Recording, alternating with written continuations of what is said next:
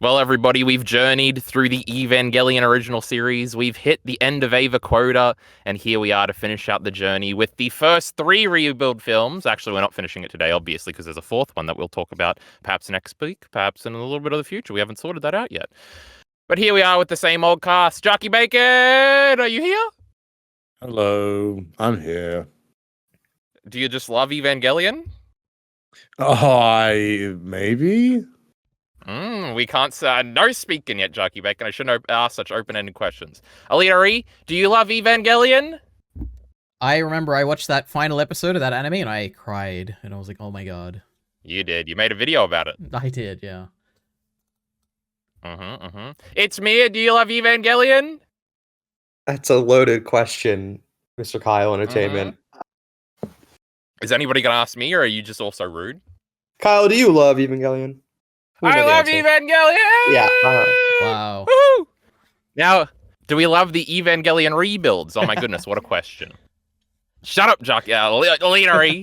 That was definitely EliteAri's laugh. Now, how we're going to do this, everybody, is going to do it how me and EliteAri will do our movie thing sometimes where, and I think this is for the best overall discussion, we'll just go through them incrementally, and we will not spoil what we think about the next one or the one after, because these 3 movies are pretty wacky, in their differences especially. They're not exactly, you know, the way you feel about the first one is not going to be the way you feel about the third one. Or maybe they are. In Jockey Bacon's case, he probably feels the same way about all of them, but we'll get into all that in a second. So that means we'll have to do 3 little introductions throughout this video. And let's just jump into the first one. So who do I choose first? This is always the funnest part of the review. Who will set the tone? Who do I want to tactfully set? Jockey Bacon, what did you think of the first Evangelion rebuild released in 2007? What? So I've had the displeasure in my life of not only watching Evangelion once, but I've now had to watch it 3 times or 4 times. I can't remember. And this movie was just like, let's play it again. Let's run it back. And yeah, I watched it. And you know what? It was probably the best time I ever experienced that plot ever. So, wow. Interesting. Yeah. I got through it. So yeah, I mean, I was surprised myself. I was like, well, I sat here for the whole time. I didn't pause it. So that's pretty good. I thought so. Yeah, I did. Good. But this is the famous thing. The first rebuild is literally just the first 6 episodes with a bunch of little changes. I have many notes about all the little changes. A few, maybe 1 or 2 big changes. And that's like the thing, you know, it's a little funny. It's a little boring, especially if you've just watched the series like we had.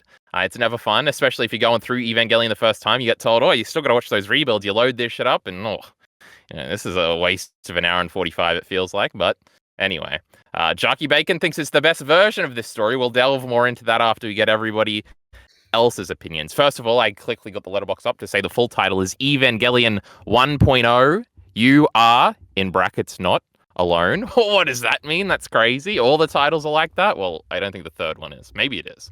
I can't remember. I mean the 4th one. There's 4 of these movies. Okay, Jockey Bacon, you know, what a positive outlook. Who would have thought? Now, EliteAri, what do you think about this great first movie that we all love? It was kind of boring. Oh my goodness. But also, at the same time, I appreciated it. I was like, oh, you know, like they're doing slight differences, but for the most part, it took me a long time to get through this. I'm the opposite of Bacon. It was like, this was maybe spread across like 5 or 6 like viewing sessions to like get through this movie. Oh my goodness, it was a struggle. It adapted 5 or 6 episodes. Yeah, it's crazy. Now, however, I do have to say the last segment with like Ramiel and like preparing and everything and like actually doing the fight and everything, I was hooked in for that. That was better than the show. I really, really liked that a lot. Dramatic. Yeah, like they just directing everything. It was so cool. But that was the only bit that stood out to me. Okay, that's about what I expected. It's Mia. You want to rock our socks off right now? Where are you coming down? I think I hated watching this movie. I think I genuinely hated watching it the whole time. I think the one thing that kept coming up in my head was, who is this for? It felt like a lesser version of Eva. I was not happy. But I think the only positive note is exactly what Ari said, is that the last fight was well done. True. I think my first viewing experience was much more in line with Mia, so this is interesting.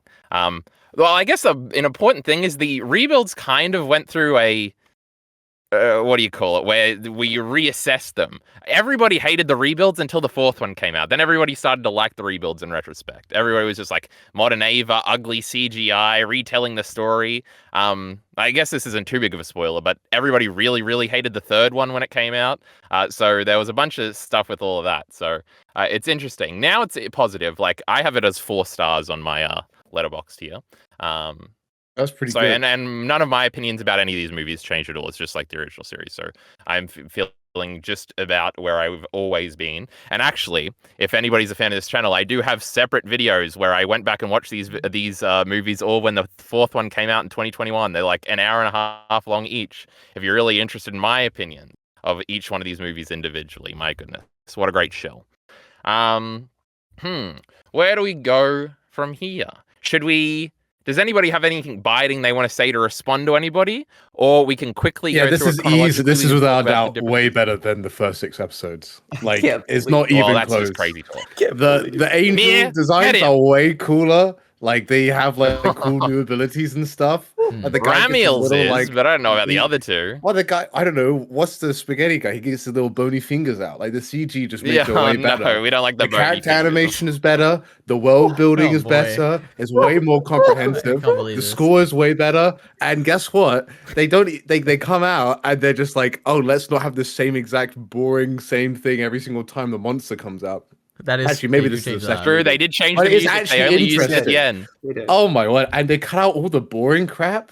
Like it is just the definitive version of Evangelion. I don't even know why I bothered watching. Kyle, why did you make me watch the original series again? This is actually like because it's just prettier, Chalky Bacon. It's just prettier. It is. Now, it is funny because it is. It is. It's like there's actual motion on my screen. It's crazy. There certainly was some motion. You fib. I love it.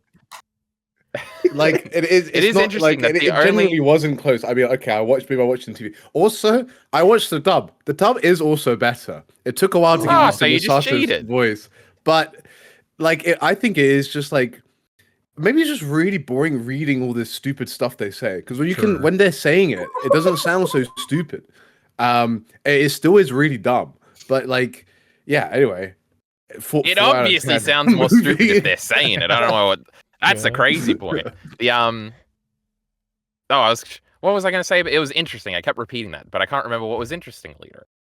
Oh, that this is like obviously the most boring part of Evangelion. It's the only part they did like 1-to-1, which is in fact, I wonder if at some point the idea was just to do 1-to-1 for all the movies and retell the whole story. But at the end of the movie, I don't know if anybody was watching post credits. They do the previews just like they did for the original show. It's in the exact same style. Misato does it. She promises fan service at the end of them, as always.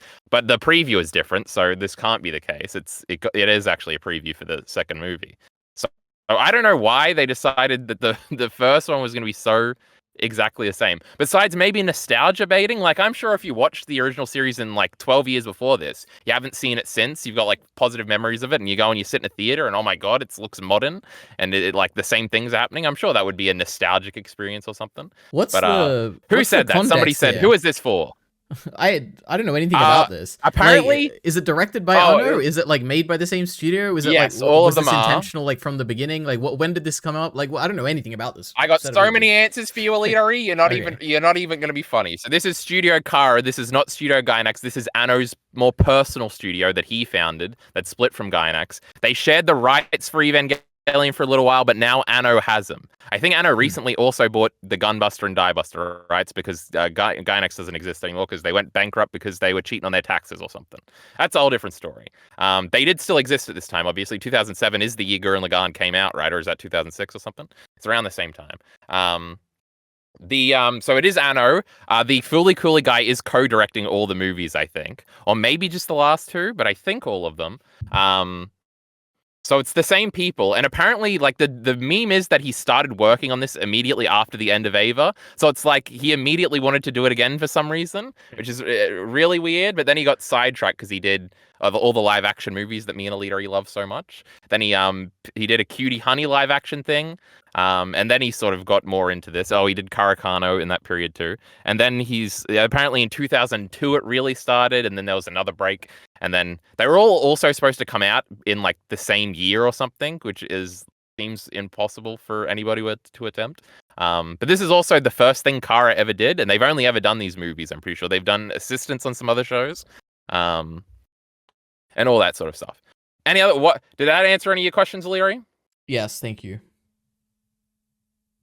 Don't sound so. Wait, actually, no. I have one more question. Well, I don't know. Maybe this is something we can talk about next time. But is the next movie the last one, or is are they still doing these? Like, I don't know anything. It is a definitive end of the rebuilds. Okay. Oh, another thing I read for this is actually Anno's like idea somewhat was that he wanted this to be like Gundam, where like they just do the same story over and over, but like different authors would do it in the future.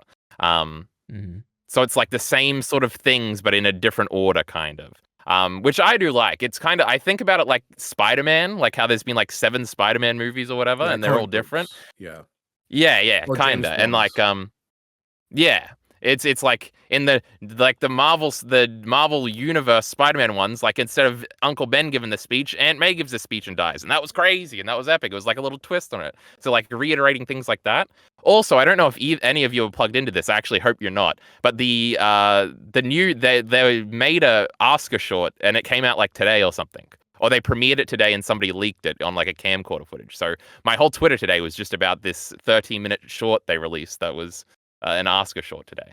That's a shout out if anybody's watching this. All the Ava fans know what I'm talking about here.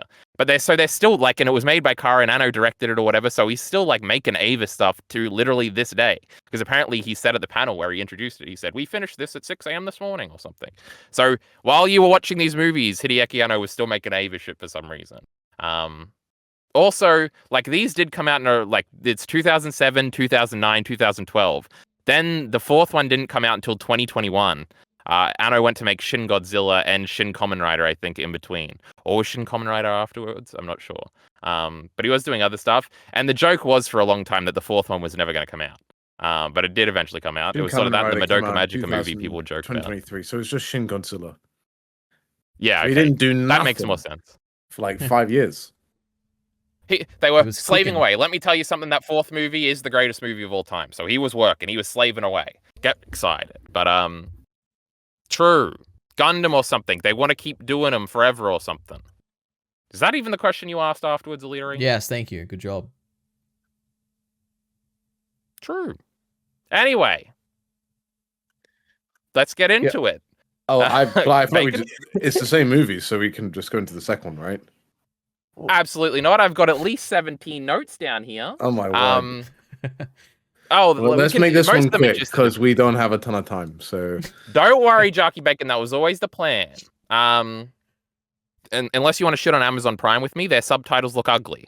I guess the biggest major difference immediately is that the oceans are red, and it looks like we're starting at End of Ava with the first shot, because the first shot is like the beach and the red water coming on it. But actually, that's just how all the water looks in the rebuild. So isn't that crazy? There's also like some other weird things where like the city's destroyed and there seems to be an outline of an angel. There's sort of like contention over whether this is like somehow some sort of a sequel to End of Ava or just a retelling. I'm pretty sure everybody thinks it's just a retelling now, but I know a bunch of these things were used as evidence pieces of like, oh, this is after End of Ava or something. But I'm not so sure about that. There was also trains sticking out of the ground and other weird things at the beginning. There's lots of bad CGI. Does anybody want to comment on that? There's CGI planes, CGI crowd shots, and this is in, I think, both. I love the crowd shots. Movies. Crowd shots actually look good. I like them. They're very good. I think the CGI looks actually pretty good. Yeah. I was like, 2007, this is crazy. Okay, for the time, it's probably not that bad, but what really disappointed me was the machinery in Nerve being CG animated instead of hand animated. Like the fact that this stuff was hand drawn almost exactly in the original and now it's CG is very disappointing. I think for fights, cool. If you want to do like bigger scale, more movement, fine. But like when it's like the intricate machinery, I thought that was one of the coolest parts of watching the original Eva. Lots of cool machinery animation, and that disappointed me a lot. I like the buildings. The buildings had cool CG. Sure. But the machineries, the crowd shots are terrible. I don't know what the fuck No, EliteAri crowd I shots think are this is great. the dumbest Easily the worst Digibro talking point of all time, Kyle. Don't worry, I can't This is unsee it. I see definitely. it. They're like This walking. is like it was the same what in I would Steins expect Gate. from a It was so bad. 2015. Oh my god. Oh, I can't Oh. handle CGI. Oh, It's that's ugly. my vintage anime. Ooh. I can't believe Jockey I Bacon is can't in the like it, it's defending not a 4:3 Evangelion aspect position. This is ratio. crazy. Ooh. He crowds just look loves so good, It looked though. Evangelion. fine. It looked fine. Like it was. I They're don't like know, blocky, like they have the widest shoulders you've ever seen. It was so Wait, bad. the people. Wait, firstly, they're Yeah, they're there's not not meant to be enough the people focus. They can It's look not at, like. oh, it's not my God. Evangelion. Ooh. It doesn't matter. They shouldn't look like that. Just don't have them in Actually, the it shot. does matter because you're meant It's to like focus your attention on what unbearably you're meant to terrible. focus on, right? You're not meant to be looking at all these No, little I'm background focusing details. on them the whole Bro time. plays 'cause a I'm like, video game that's and looks at the ugliest birds thing I've flying ever in the seen sky. And my it's like, oh, life. look at this ugly CG poly bird in the sky. I'm like, yeah, what are you talking about? I didn't Yeah. hear anything EliteAri This said. I is was the man who terrible. says Pokemon is good now. Sure. Oh, like Pokemon is good now. oh, lack of consistency. I don't know why Well, anybody EliteAri, watches you've never played a this. Pokemon game in your life. That's true. I haven't played a Pokemon game in my life. No, doesn't know the pain. Doesn't know the pain of The, people not being able to make a. They have gold, Kyle. They have gold, and they decide to. I don't know. Ship it in like a plastic box container that's I falling thought he was talking apart. about Pokemon Gold, but he's talking about the money. My goodness. Oh, And I can't Pokemon wait to Gold play was gold. They Pokemon had Fire my Red heart this in it. weekend for $20 each. It's going to be terrific. The Oh, the CG was good. Sure. With Ramiel. That was obviously great. And all of the movies have this where Which they have one's like the Ramiel weird again? He's the last one, Jockey Bacon. The The cube. pyramid, The, yeah. Oh, the yes, cube the was cube. sick. No, Where but the he was squid guy split also into had a weird cool little CG as form. well. And The how the Squid blocks Man. go, it's like cool. The episode And this 4 guy. continues in all the movies. Actually, I didn't know like What are you Squid Man saying, Bacon? CGI Bacon. I don't know why. It was a bit like I think it was No, the no, movement or something. I don't know. Yeah, but it was creepy as otherworldly. See, I do 'cause the agree with CGI. that. You guys don't get it. Hideaki Anno is a genius because he used CGI for these angels to make them seem otherworldly, to make it feel this like discontinuous No, this Yeah, vibe that you want to and go the for. machinery. It's good directing here, Ari. He Don't used you it love on the good crowd directing? to make That's a them good feel otherworldly. Yeah, it's true. Thank you, Mia. I'm glad you agree with me. Sorry, I'm just trying to be an Evangelion fan for once, and you guys are really cramping my style. I'm trying to pull random things out of my asshole to give a reason for this actually being good. Don't be so vain. Don't be. No swearing on this thingy, all right? That's not allowed. From your behind, Jockey Bacon. Behind. My buttocks. My from my Be rectum. a good Christian boy I for 1 can't- second. Yeah, you have to just think. That's why you love what he was going Evangelion, because for it's here. so good at the Christian stuff. This is crazy. Oh yeah, it's so good. They mentioned Nebuchadnezzar, but we can't talk about that yet. That's banned content. I do remember that, but I didn't have any idea what it was, so I can't wait for an explanation. You know, in our there you go. pluribus discussions with EliteAri, which you can watch on the OrdinaryAri channel, sometimes we have the great segment Science with EliteAri, where he explains to me how vaccines work or how like electricity works. We're gonna have Jockey Bacon explaining the Bible when we get to that N word he was just saying. Now I wouldn't say any N words myself, but there you go. Jockey Bacon's his own man. You would not say an N-word? Unbelievable. Nebuchadnezzar. You know that one, Jockey Nebuchadnezzar. Bacon? There you go. Oh, You know how to that's say if great. you listen to the dub though. They say it properly. No. That's not even how they say it. They say it in Japanese. It's a Japanese word. True. Uh-huh. All as Anno intended. Guys, the Evangelion is finally neon, is my next great comment. Any thoughts? Color differences were interesting. I don't like the new color for. I used to hate him too, Eva but I think Zero. I'm fine I with don't him like now. Eva Zero being like white and yellow. That's wrong to me. Well, it is for like the beginning part of the original too, but it stays it in this because then eventually they paint it blue in the original show. I honestly don't know exactly when, but it is different and it does stay as that even in the third movie when it's like actually Unit 9 or something. True. And then I have other little differences. No flash forward like in the show. We just see the whole beginning fight. There's a vision of Gendo and Yui picking names. And Rei floats towards Shinji. That's like out of order. Who said something? I couldn't believe that. I feel like there is a weird trend with these movies, and I felt it more with the second one, where they'll do or say something. I'm like, no, it's too early. You can't do that. You can't say that. Why are you saying that? Yeah. There needs to be like that. You need to waste my time more with boring dialogue. I need to sit in the elevator with complete silence for at least 1 minute. That elevator was way too quick. I couldn't fucking believe it. That was not good. Jump ahead. True. Everybody vows silence on that second movie. Seele, as they appear in the latter part of the series. Chucky Bacon, what do you got to say? No, nothing. Go. Okay. Seele shows up how they show up at the end of the original series, but at the beginning here, isn't that crazy? Also, they have an apple and a snake in their logo now, along with the little eyes. That has something to do with the Bible. Mention of the beginning. Oh, they mention Asker earlier too. They say, oh, after the first angel attack, we've started tests in Germany or something. And they say they're creating Unit 3 or something. So that's more like everything's planned out better because we've already done it once before. There's Doritos in Misato's fridge or whatever. Thoughts? Yeah. In the fridge? Sure. Yep. I don't know. It was in something that Shinji opened it. He said beer, snacks, and ice. And the snacks were Doritos. Interesting. Well, Leader, you gotta pay attention to these goddamn movies. This was a hard one to base. Shinji doesn't know what a penguin is. True, this is like a thing. Well, Leader, say something. No, wait, is that like a big delay? Sorry, keep going.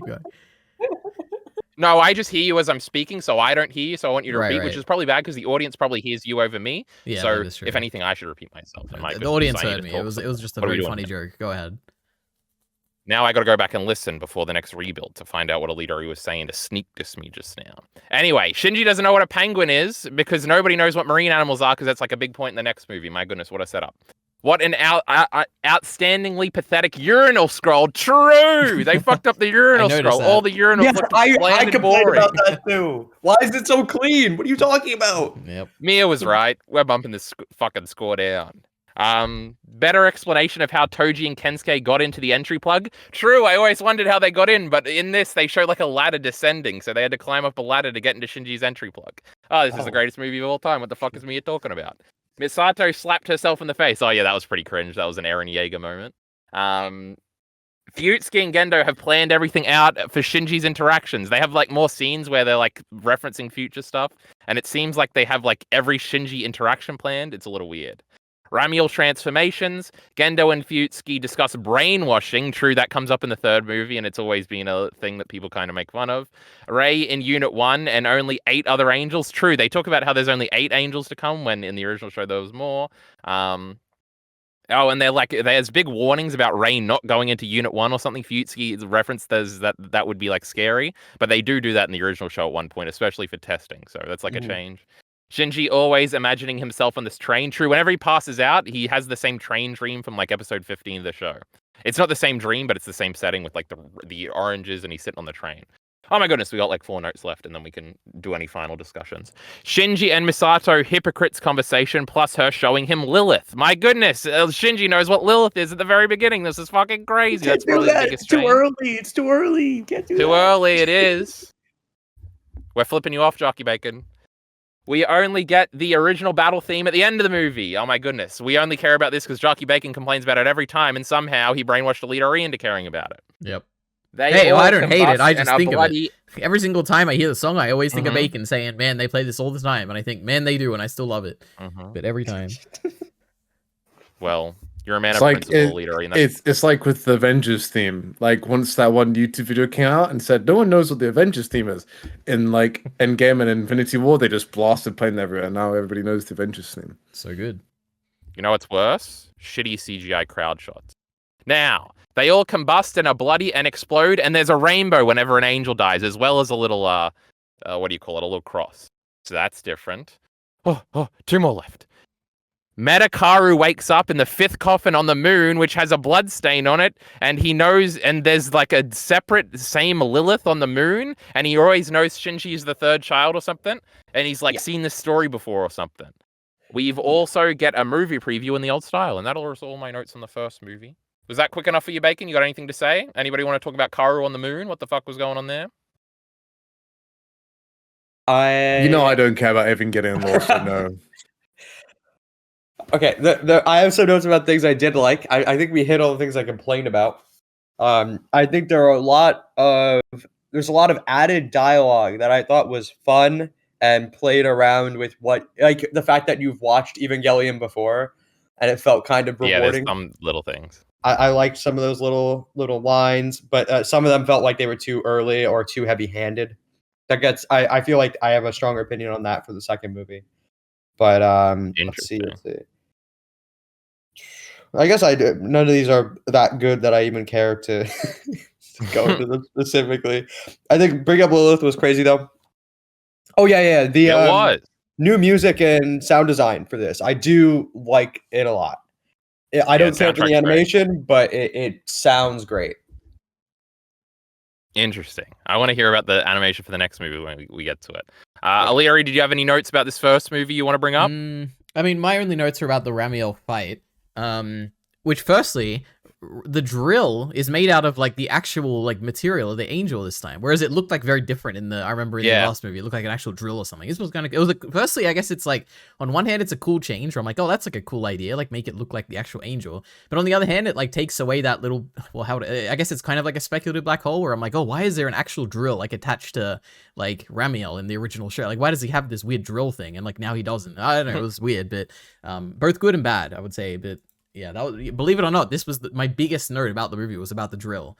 The other like, well, yeah, it's the fucking first movie. Yeah, but the other stuff I have is like the, just the like preparation for the fight is so cool. It is some of my favorite stuff in just Evangelion in general. Is like the cross like institutional, like cross department or government, whatever, like collaboration is always displayed in a really cool way, where you get like all these like organizations who are all like on the radio communicating with each other to like organize different things, and you have like this, they're trying to retrieve the gun that they're gonna get. They're like announcing the electricity outage, like the whole like Tokyo or whatever. They're like running all the cables everywhere. I'm like, this is so cool. Like the preparation, like the build up. They're also in a bunker when they plan it. Yeah, exactly. Scene, right? And it's like they're all. It's like a really like dark kind of like. It feels like one of those bunkers you'd see in like old, I don't know, like World War II movies or something. I don't even know, but yeah, it's just cool. I love the setup for this fight.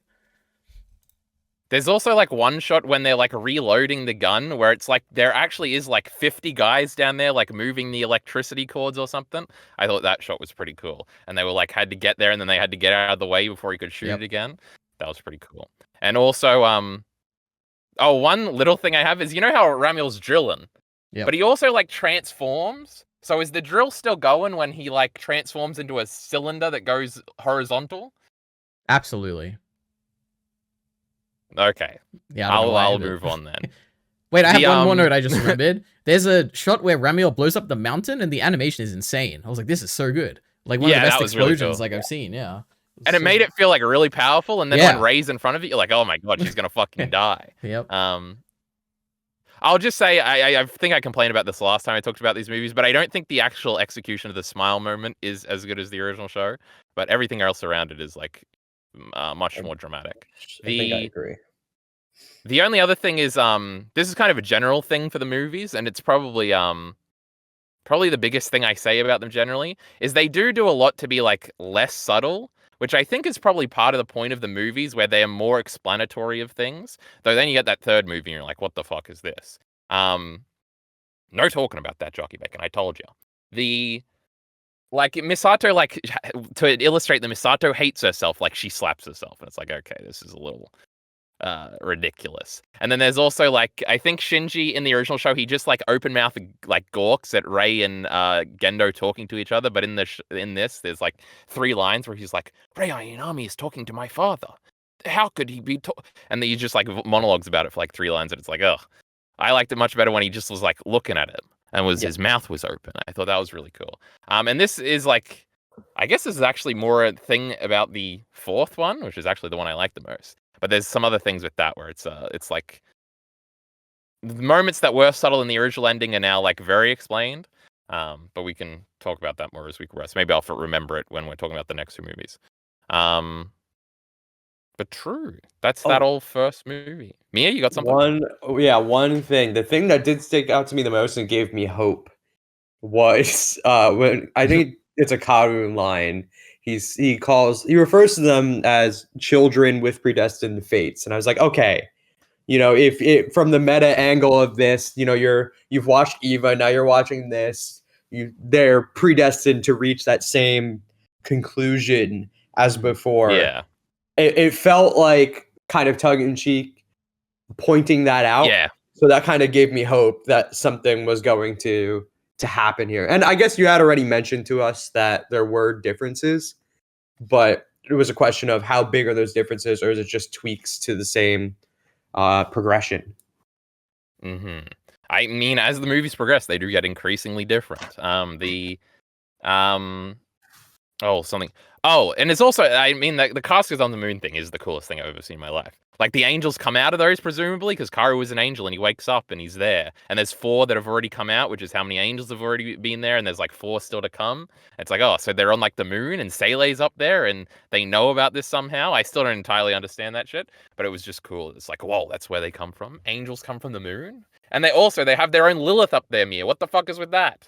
Yeah, I just assumed it must be Adam because That's, I think, what I also assumed. But if there is an it's the answer for only this that in makes the 4th sense. movie, I have forgotten it. So I'll be excited to find out with. And wasn't it everybody like here. the light moon and the dark moon or something like that? And this Yeah. one's like a dark one and Lilith, whatever. Yeah, maybe I don't know. So, Doesn't so matter. maybe in the original show there was a Lilith up here too. I don't freaking know. But true. Last call. First movie, EliteAri. Anything to say? We moving on? Do we give star Absolutely nothing ratings here, else. EliteAri? What are you giving it? I give it a What are you 2 giving star. Jockey Bacon, you're giving it a 5-star? I give it 4 out of 10, so yeah, I guess 2-star. Epic. Which is Mia? the whole point improvement. Wait, I'm sorry. I thought you guys liked it. I also give it 2 stars. What's happening? I gave it 4 stars. Liking is What? relative, Mayor. Liking is relative. I suppose. Yeah, I 4 guess when the stars, rest 4 of it's a 1, 2 is pretty good, huh? 2 is pretty good. I'm just happy for the improvement, frankly, but I'm pretty sure it's probably not going to continue. Well, maybe Jockey Bacon's an anomaly. We'll find out in just a moment. I'm acting like we're going to commercial break. EliteAri, the second movie. 2 years later, it came out. What did you think? I would say that I think the second movie is fine. Like, it's the first movie I thought was like pretty boring, except for that last section that was really good. For this one, it's like it engaged me mostly. Like I wasn't as bored. I think I watched this in a single session. Like it wasn't a struggle to get through this or anything. I do think the final section, like the final part of the story, which is like a redo of probably one of the best parts of the original series.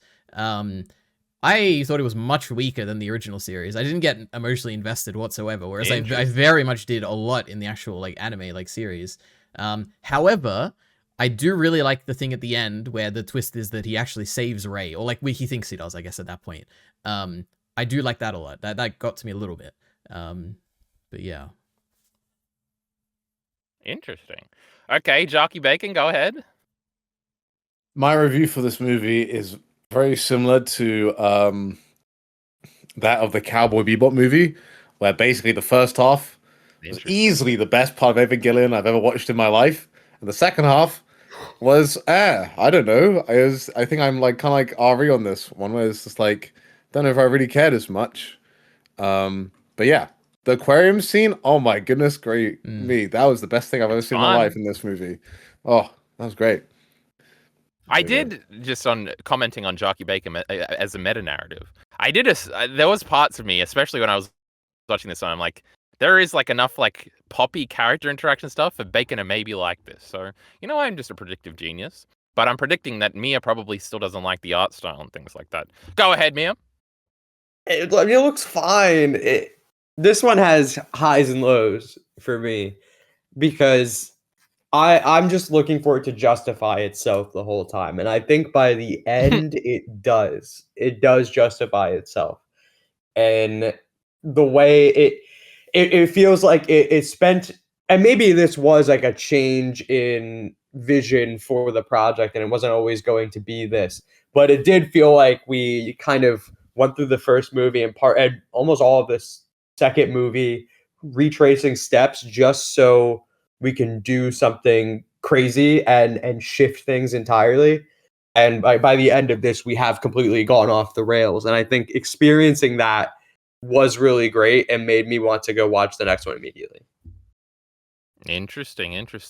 Well, as I've always said, this movie is a 5 out of 5 star. It is terrific. It is the best. It is tremendous. Which is funny because the first time I watched this one, I didn't care about it at all. You can see the realization of this in that video I made 4 years ago or whatever.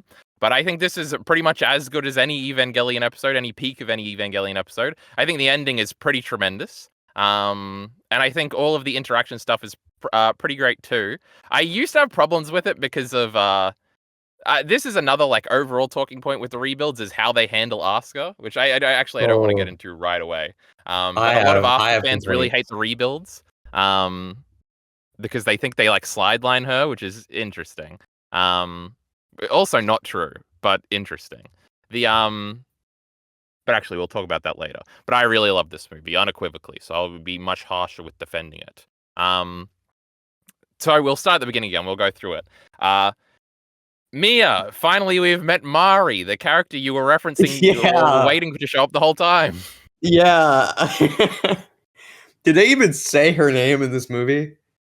I think so at the beginning Yes. when they speak in English. At the beginning? Cool. Yeah. Oh, true. Okay. Yeah, funny thing with the English, watching this on Amazon sometimes will separate the different language versions. So I started up and I heard English and I'm like, this sounds terrible. True. I gotta find the right version. And it took me a little bit real to realize, oh, they just sound bad. Yeah. I don't like Kaji. It was fine. I just don't like Kaji. Kaji's is obvious the worst, but that's because obviously they wrong. made the Japanese guy try and speak English. But the rest of them were just kind of like background bad English people they must have gotten. But at least they sounded kind of native. Mari's full name, and I had to look it up, is Mari Illustrious Maki Nami. Pretty cool, huh? Nami. Woo. Oh, even EliteAri loves Nami nowadays. True, yeah. Something I actually learned is true EliteAri. That's from One Piece. Because Asuka gets a rename in this, right? Her last name is Shikinami for some reason. We can talk about it later. But apparently this was just so all of the girls could have last names that were battleships from World War II. So just like Mikasa Ackerman, that's why this was done apparently. And you know how I learned that? In the great Amazon Prime trivia thing that pops up in the corner. No way. But yep. And Makinami is an old ship or whatever, and so is Ayanami, and so is not Ackman, but I think Mikasa is, and so is Shikinami. So that's why it's not Asuka Langley Soyu Des, it's Asuka Langley Shikinami, right? Because she keeps one of them and gets rid of the other one. Soyu, because they're both starting with S. Now that's crazy. That's discriminatory, I think. I have something I want to say, but I'll save it for the next movie because we have some stuff we have to talk about for naming. But true.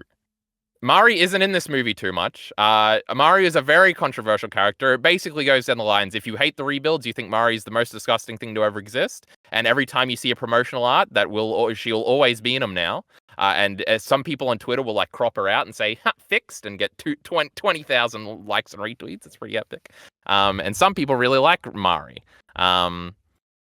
It's contentious, but she is probably the biggest new character in all of these. It's a strange I'm character. assuming nobody really has an opinion. Well, go ahead. Do you? Go. No, I like her. I just feel like what's she doing here? It's nothing has been done to justify her presence yet, but she's funny, so I guess that justifies it. I don't know. We need new characters. It does bring a new energy to the a pink girl. She's got glasses. Yeah, she does. She's got boobs, and she's gonna talk about her boobs. Joe, she does. She does talk about that. And she loves piloting Ava. This is another thing. She's kind of like an anti-Shinji, where she's just like having a great time, and not even the Asuka sense of like she likes to pilot the Ava because she likes to prove herself. Mari just seems to be having a great time. So I think that's supposed to be part of the point of her character. Obviously, we haven't gotten the end of her character arc. Only I have, so I'll refrain from any sort of implications there. But she's here, and then she shows up. She literally glides in and lands on Shinji's penis later, so that was pretty epic.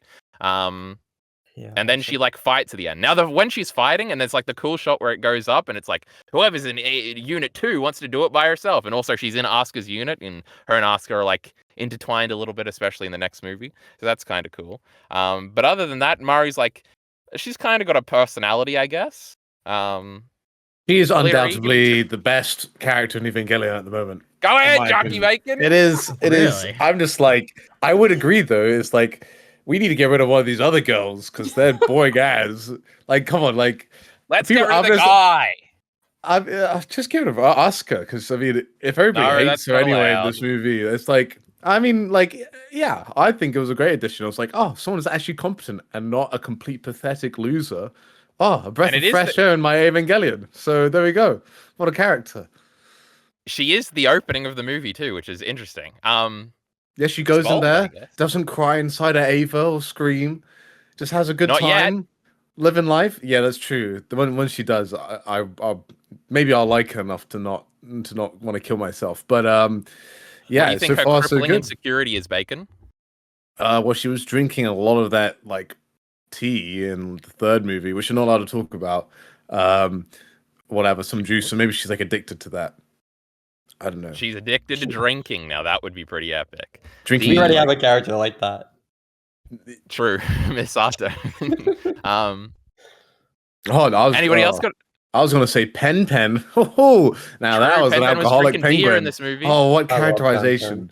People talk about character assassination all the time. Pen, my goat. He was with the penguins as well, like commanding. He them. was. Oh, it's so good. Yeah, I love that Aquarius Pen scene.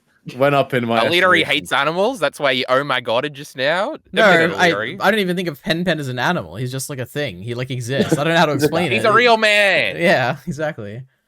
But he was just chilling with his kids over there, and you're going to be excited for him, okay? Now, any closing thoughts Yes, on Mari? wait, before we move on, I have to guess? say, to me, I would have Oh, sworn, Leary. like, if you didn't tell me, I just would have assumed 100%, I even wrote it in my notes, that I felt that she was absolutely some, like, there was a contest and some fan won a character design contest and they like inserted her in the movie or something. That's what I would have assumed because it just feels like that. Like I was like a some random character design from like a fan or something. No, her character design is way too generic for that.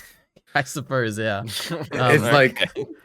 It's like, oh, let's take all the characters and give them the exact same body type. Like Shinji you put them doesn't in the have that body AI type. machine of coming up with, And she's got new bigger Evangelion boobs, Chuck types. Beck. Didn't you hear her talk about them? You don't know what you're talking about. She is like, great. there's so much fan service where it's like so strange. Like every scene she's in, it feels like they're doing like even the one Welcome of the to gags. Evangelion. No, but Ari. it's like Ari, it's have you more than never- every character. Did It's you like not crazy. Did you Like- not even see Asuka where they're just like, oh, she's in her No, bed and let's just Bacon, like the zoom difference in is on her That was this a butt. mound character, shot. she drops her glasses and they do the gag of her like, oh, I can't find my glasses, and her like we're getting like an arse shot of her True. doing it. And I'm like, this is like the How, comedy. okay, It's just how do you repetitive. get introduced to both Misato and other science lady in Evangelion? I think You that get an arse shot. That's how Evangelion does it. Do you no, not but remember no, they give- but those I those think are not that was gags. Misato. No. That It's is not a true. gag. Okay, it doesn't Yeah. matter if it's a a gag or not, Ari. It's I just think like, it matters let's because just That's what it's a EliteAri gag has a because it problem with. implies the intention of what's happening there. And I think the problem here is that they treat her like fan service as a gag a lot of the time. Whereas for the other characters, it's just fan service for the sake of fan service sometimes. Where I'm just like, oh, it's just like She's a the character ultimate fan service. She's what the fans have been waiting for. Not pussy. Can you not hear Are what you- Jockey Bacon's saying? That's true. Ari has No, I'm not a convinced me. fan though, Kyle. I'm not the audience for Evangelion. You are Jockey Bacon. All I've heard is a great praise so far. True. Yes, it is. Well, I said it was the greatest Evangelion thing of all time, so it might be a 5 out of 10. Whoa, we're that's big. skyrocketing here. 5 out of 5, Jockey Bacon just said. Ari, I just don't think you can complain about fan service on this when they're just like, Mhm. it's like that's When he's a Evangelion's Mushoku memory. Tensei fan. I- Got him, man. Got him. There's I more fan service understand. in this. I than Super Tensei. understand. I understand the difference Mark's making here. I think it makes sense. Why is Sorry, I'm Jockey Bacon? reacting Ooh, we don't fuck any I'm- 12-year-olds in this. He's kind of I'm played like reacting a. to what Ari said about Mushoku Well, you disagree? Tensei not as much fan service. Oh, he's I disagreeing. don't know. Yeah, Jockey Bacon, Okay, you're so sure. smart. Go ahead. What are your like favorite fan service shots from Mushoku Tensei, Bacon? Because I don't remember Yeah, any. shut up. Okay, Yeah. but you don't remember when he literally gets born into the world and they zoom in on the boobs of Yeah, his we mum? got 2 episodes early on. Okay, outside of that, It's what do literally we got? We got nothing. Um, You can't point to anything. He jerks off to Okay, we got Eris' one like season. 12-year-old body on the boat. Yeah, forget that first season. We're talking about the second season here, right? Yeah. True, actually, no. Evangelion Isn't that is the one where he probably fucks hornier Sylphie? than, His Right, other right. childhood best friend that is not his childhood? Oh my goodness. yeah. But Evangelion, Evangelion. I rescind my disagreement. on Evangelion would this never point. sexualize a child, goddammit. It very much would. It would also have Kaji sexually assault another child, which is. Oh, he another didn't thing in actually this kiss movie. Shinji, everybody. Oh, Let's it's calm just- down here. It's definitely sexual assault. Kaji, my hero. Let's not blaspheme. No, they went crazy. They made Kaji more disgusting and uncomfortable in this movie. And was it's, like- and it's I, like I more couldn't recent. believe they did it. This is not the way it's supposed to go. We're supposed to be more scared, but they were less scared with the great Kaji. Also, no Kaji Asuka stuff in the rebuilds at all, which is kind of interesting. Crazy. He's Um, doing nothing. It's true. No, he He's took them not to even the in the aquarium, third which one. is the greatest thing that anybody is has true. ever done That's inside true this series. also. It is so good. Oh, Anyway. I was liking his character until I was like, this Kaji I can get behind. Then he sexually assaults Shinji, and then his watermelon scene isn't nearly as good. I will say that. They barely even do it. See, the issue here, guys, the reason why you don't like it is because you actually like the first series. See, everything I like liked about the both. first series that changed, I don't like. So I can get it. But when you got trash and it improves on it, you gotta give respect where it's due. Kaji's improved? No, the movie has. They took away his best scene in the series. They took away his watermelon scene. It's true. I love the watermelon scene. Now, just a second, everybody. So we've moved on from Mari. So now we're on Kaji speaking English. We're not even up to the aquarium yet, but that was very funny. Also, Nerve America, and they have like alternative terms where instead of Central Dogma, they called it like Limbo, and then they had another term, and that was cute world design. And then also we get an establishing shot, and their geofront is just in the desert, like the pyramid is on the front. So that was all cool, and I won't hear anything else. And also, a brand new angel design this one Mari was fighting at the beginning. Also, she was in like a mock Ava. It wasn't even a proper one, and she still won. So she's pretty cool and stuff. Is this... I wrote one note on one angel in this, which was the angel that like steps on ice. Is that what she was fighting, or is that another one? It like stepped on the water and turned into ice? No, that's the one Asuka fights. Oh, that was so cool. Oh my goodness. All right. That was cool. All the angel designs are better. I don't know about that. They're pretty cool. I wouldn't say better, but they're pretty cool, Jockey Bacon. They're fighting on like a deep sea rig. Oh, it looked like that, but I don't think it was eventually that. So I think I got a little ahead of myself with my notes there. CGI planes are still ugly. I'm still complaining about it here. And guess what? The crowd shots were worse than this goddamn movie. Another new angel for Asuka Shikinami to destroy in her introduction. She did Inazuma kick, but she did not pose. So Why? She's still never done the pose. Still not done it. I impressed myself. I'm just I made it managed up. to figure it out. I was like, "That's the Inazuma kick." Like when it happened, I noticed it, and I was like, did? "Wow, I actually know what it is." Yeah. Let's go, Ari. Thank you. Her introduction is so freaking cool. I like it a lot. And then she goes over and she kicks Shinji in the face or something. Also, she already graduated college, just like the original original show, and she's a captain in this one, so she's even cooler. I do think this intro is better for her than just better in general. Don't say that. Whatever the boat. It is, yeah. The boat. No, the boat's the greatest episode in anime history. What? Okay, not okay. All right, fine. Yeah, there's parts of it I like, parts of it I don't like, but I think it's a stronger one. I think it's sad cool that how they're much... like in the car and they're like just driving, and then it like interrupts them. Why were Shinji's friends even here? Why did they even bother? Are we talking about the movie, or are you talking about the aquarium? No, when in Asuka's introduction, when they're like bringing her Eva back or whatever, and she introduces herself, they're just like there. It felt like they were just there because they were there in the original series. Felt like they didn't really maybe have a reason. Shinji was going on a play date with them, and that's where they were driving. Actually, in fact, they were driving away from the grave scene that they put at the beginning of this movie. But they were going on a play date. It's because Evangelions are just so cool. I gotta take a picture. Oh, no, that character's great. Great Kensuke. Kensuke. Both of them were great in this movie, but they did take away something from Toji. They kind of. They did. Like, they definitely did. But Kensuke was really cool. He had some great scenes. He had some great character animation as well.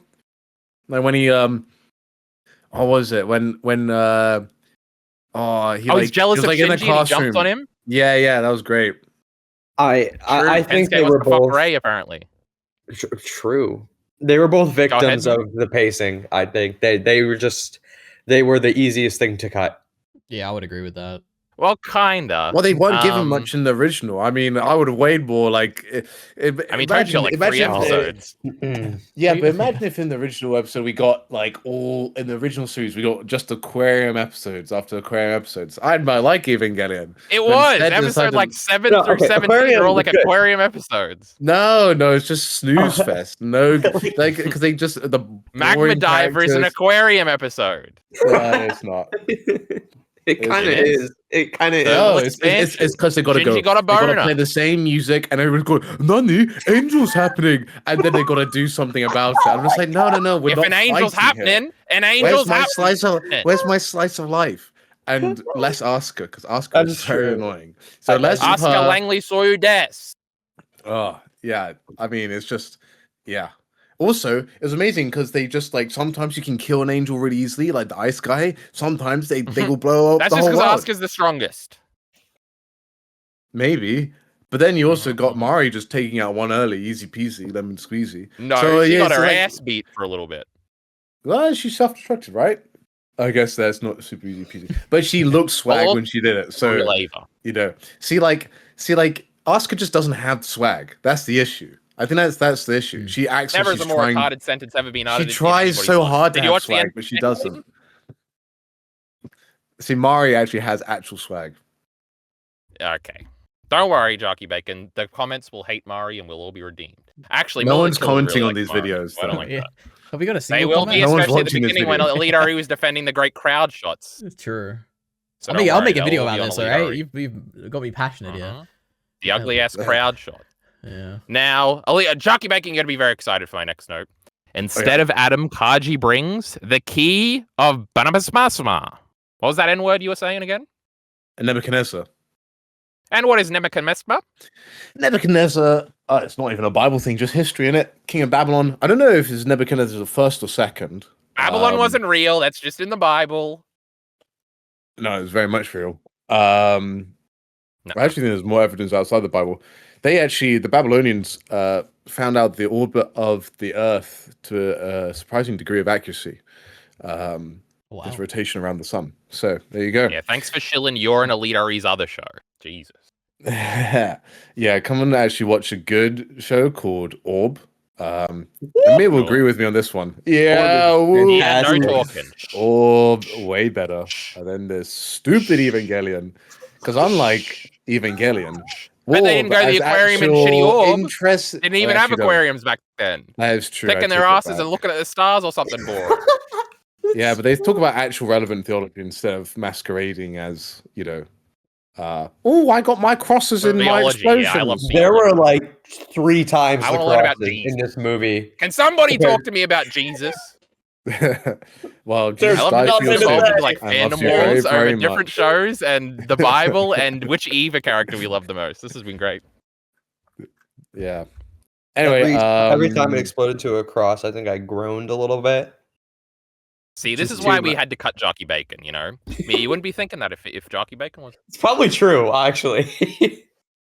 He's poisoned the people against me. Can I take us back to the fan service point? Of course. I will say there was one piece of good fan service, and it wasn't the foot shot of Asuka. It was just before that or after.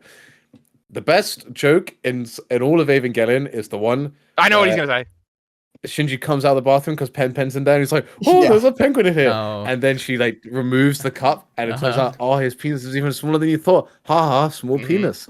Next one, they did it with Asuka, and they just did it with a straw. I was like, when she was doing it, I was like, how are they going to cover up and not have nudity? And with a plate. And they did it. I was when like, she kicks Shinji. It is a great joke. No, the kicking Shinji was dumb. That was stupid. I was like, no, that was epic. Oh man, I was like, man, I hate this character. She's really bad. But with Mari, it's like fan service as a joke instead of fan service for fan service, you know? Yep. No, that's exactly not what's happening at all. That is a fan service for a joke. Boy gets embarrassed. Oh, angry girl, tsundere. That's like that's the whole thing. Yeah, that's a gag. I'm being facetious. There's nothing better. It's unbelievable. I think I distinctly remember watching that scene and then it ended. I'm like, wow, I can't believe I fucking laughed at that. That's crazy. Yeah, it's true. That's the depths that Evangelion sends you to. It's terrific. What can we say? Now, did Jockey Bacon explain what the Nebuzar was? Yeah, he's a Babylonian king. When does he turn up in the Bible? I think it is Daniel. When he puts, it could be Shadrach, Meshach, and Abednego when he puts them 3 into a furnace. But that could be, yeah. Anyway, he turns up at some point. He's either Daniel in the lion's den or Shadrach, Meshach, and Abednego, and puts them in the furnace. I can't remember which one he does, but he is in there. But he is an actual historical figure, and he also has another guy called Nebuchadnezzar, the first and second. And he's a great character to play in Civilization 5 because you get a free great scientist. Oh my god. Play Waltzing Matilda for us, Jockey Bacon.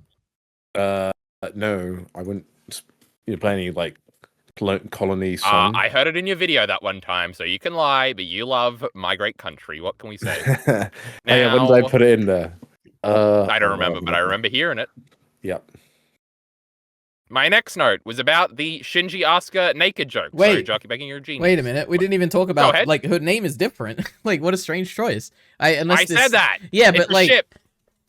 No, I know that, but, like, you don't have to, like, change the girl's name, right? Like, it's a choice to, like, change what. It's like, imagine if they changed, like, Shinji's last name. Oh, yeah, Shinji's last name, right? Like, it is weird, because she is such, like, a central part of the show that you, like, change her name. I don't know, it just is weird to me. I don't know. There is one line later in the movie that, like, implies that she might also be a clone.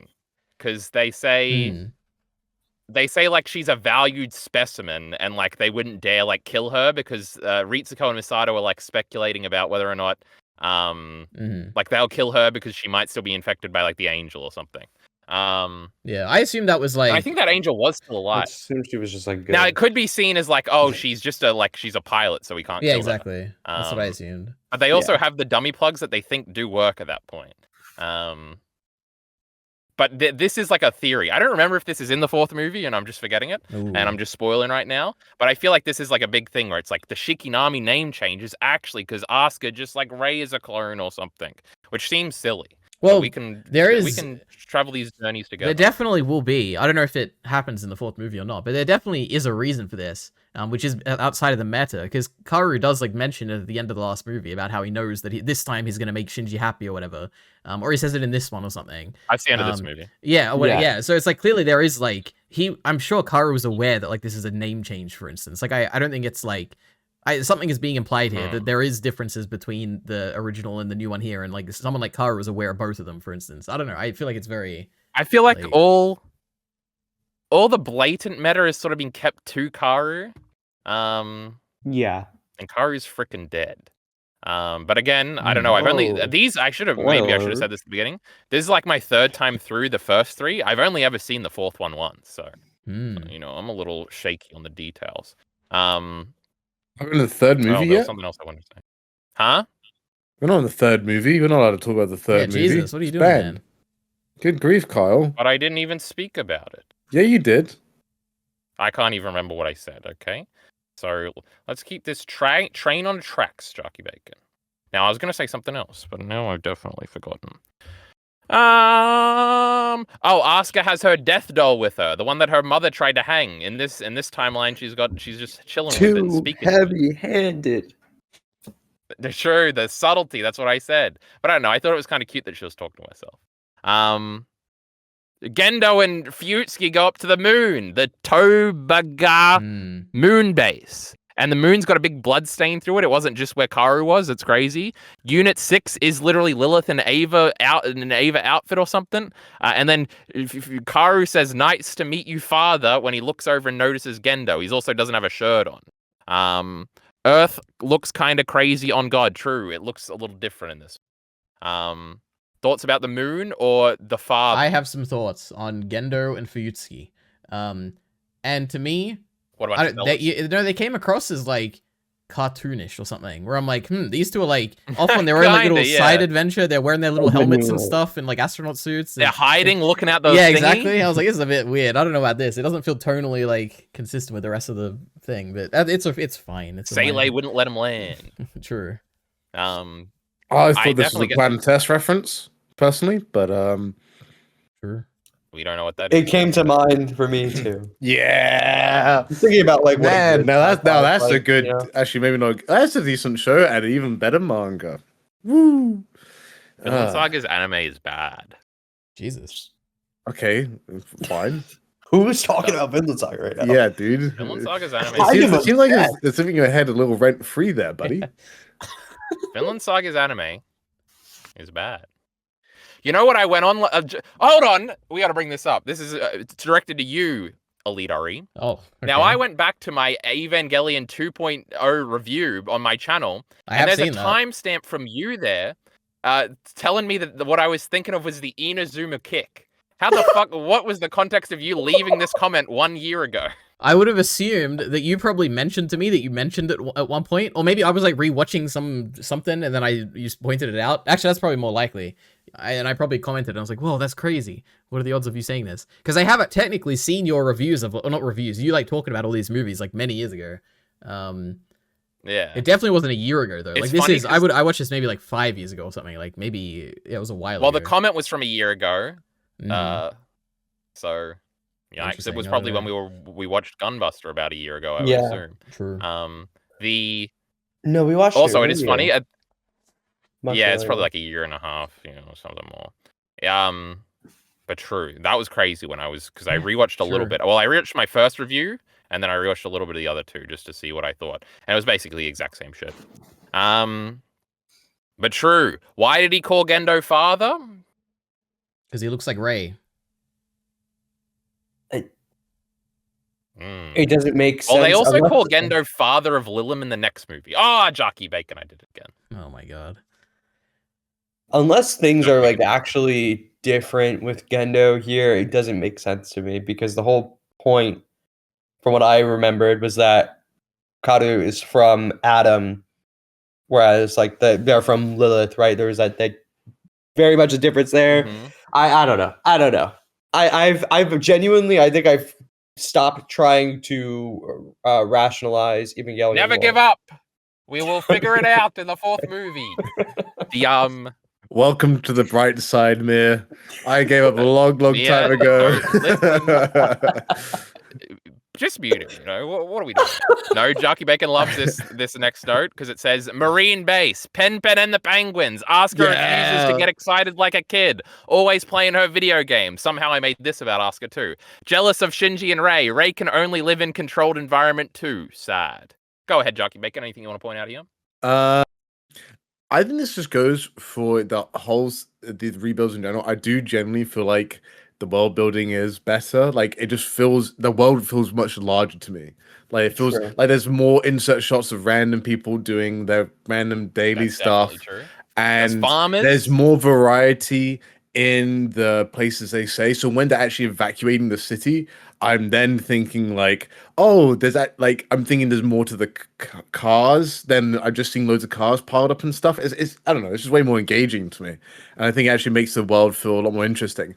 Now I'm not sure if that's because in the first series I've kind of already got the idea of the landscape and how it works, but I'm pretty sure it took me until like rewatching it to realize that Nerva's underground. Also, I don't know. It's just like so kind of confusing to me initially, and that's. But this, I feel like just the layout of the world is way more obvious, and I think that's why I quite like about it. I'm like, oh, it feels more fleshed out, and that's why the aquarium's great because I didn't even realize that I didn't even think, oh, there's no marine life, and then you get to realize it, and then you talk about the smell of the sea, and I'm like, oh, that's great, and I'm like, oh, maybe Kaji's a good character now, or even better character because he was S tier in the first one, right? That's what I put. He was. I don't think I ever clocked that. I didn't think all the world's oceans were like bad from the second impact. Well, that might be just a thing in these movies, right? Because they're red in this one. Seems like it. Because I remember, and this is a movie where I actually realized it, and I was thinking about how in Asuka's introduction in the show, we were very obviously on a blue ocean, so very, very different. Yeah, it's definitely different. It's also neat that they're like, this is like a thing kind of separate from like the Nerve main mission, that they're like saving the oceans. It's like another thing they're just doing. And I think that's cool. It's and for also, optics. What did you say, Mia? It's for optics. No, it will actually come back in the fourth movie. So, wow, spoilers again. But pretty cool. And there's the cool shots where they're like getting bathed or whatever, and Rei just stands there for all of them. When it's super hot, she just stands there. When it's super cold, she just stands there. And characterization for every character, amazing. It's so good. They did that a million times in the original show. This is way better. Shinji giving Rei the miso soup or whatever it was like, that made me a true believer. That's later, okay? He tries to give her normal food here and she doesn't do it. No, and then he gives her soup. No, he gives her soup in the classroom. No. Does he? What? No, it happens. Oh no, the soup is there. He gives her a different meal in the classroom where it's where he specifically cooked vegetarian stuff for her because she doesn't eat meat. Remember? Yeah, based. What? Sorry. True. Oh, and I guess this is a good transition. Cooking is like a big thing in this movie, and so is like romance. So Shinji cooks, and like Karu has not Karu. Kaji has a great line. He says, "Bitches love a man that can cook." And Toji stands up and he says, "I still will not cook. I'm a man." Thoughts? Koji character assassinated. He said, I think this exact same thing last time, but it Koji... was about cleaning up last time. It was about cleaning up. Men don't clean up. True. EliteAri, you don't cook. Where is his relationship with the class president? Where's the class president? Why she wasn't in this yet? Class president definitely got cut. It was so sad. She definitely got cut a little bit. Why was she not here? Asuka asked us. No, she asked Asuka to have lunch. Okay. Out of jealousy. Well, no, because she asked first, and Asuka said yes out of jealousy. What? Yep. I don't remember, but maybe. I win. Now, and then everybody, like, as to try and show their own love, they try to cook for Shinji. It's kind of like a cute, interesting. It's weird that we selected cooking for this, but I like it. And there is an increased romance stuff in this. Like, we really go into the Rei Asuka shipping here. Not Rei Asuka. Oh, yeah, that's my fantasy, brother. The Rei Shinji ship here. And we kind of, like, definitely kill off the Asuka one because she, like, concedes and, like, ends up trying to help them get together. Asuka also in all these movies, well, not in the third one because everybody's a little weird in the third one, but she's like very grown up and like nice, and she's like, oh, I understand what's happening here, and I will sacrifice myself. And she has like a talk with Misato on the phone later that's really good. Not my Asuka at all, but you know, she's mature. She has so many conversations and scenes that Asuka would never have. It's Why is she? Shikinami, it's different. Yeah, this is a different person. Yeah, it is not just the name. I mean, yeah, definitively. Like, yeah, the original Asuka would never like be mature enough to have any of these conversations. When she got in the bed with Shinji, and then instead of just like sitting there silently, she like talked to him about how she was feeling. What? Who are you? Mm-hmm. It was interesting. The Yeah, maybe this is why I will like this series, this version a lot more, because they've just like, let's just get rid of the worst character and replace it with a better version. Wait, this is actually a brilliant point, because everybody's way more heavy-handed and just says how they feel. Yeah, it's actually amazing. Lucky Bacon loves it. He hates subtlety, and he loves having things. He hates anything good. I like conversing about your feelings and not getting into stupid, problematic melodrama about nothing. I like learning that. No. I like learning that I should talk about how I feel by watching idiots not talk about how they feel. I've already done that. I want the message I don't to need to also be taught be that lesson again. Don't talk about the message Kyle wants is don't talk about how you feel. That is the message, I think. It's crazy that this is the man that get like orphan crying, and yet he loves shows where they all scream all the time. I don't know why I'm getting. I'm just speaking the truth over here. I can't help it if I have the best opinions. So, do you like this Asuka, Kyle? Yeah, I feel like you have all the opinions I had the first time. So I don't know like what to do. So I'm like, I don't know. In 2 years, watch it again, Mir, and then you'll like it like I do. I don't know. Okay. It's just different. Classic Evangelion fan, you just don't get it, bro. You just don't understand. Yep. I will concede. When I wrote these notes, Evangelion fan after all. I will concede. When I wrote these notes complaining about Asuka characterization, it was while these movies were still trying to retell the same story but worse.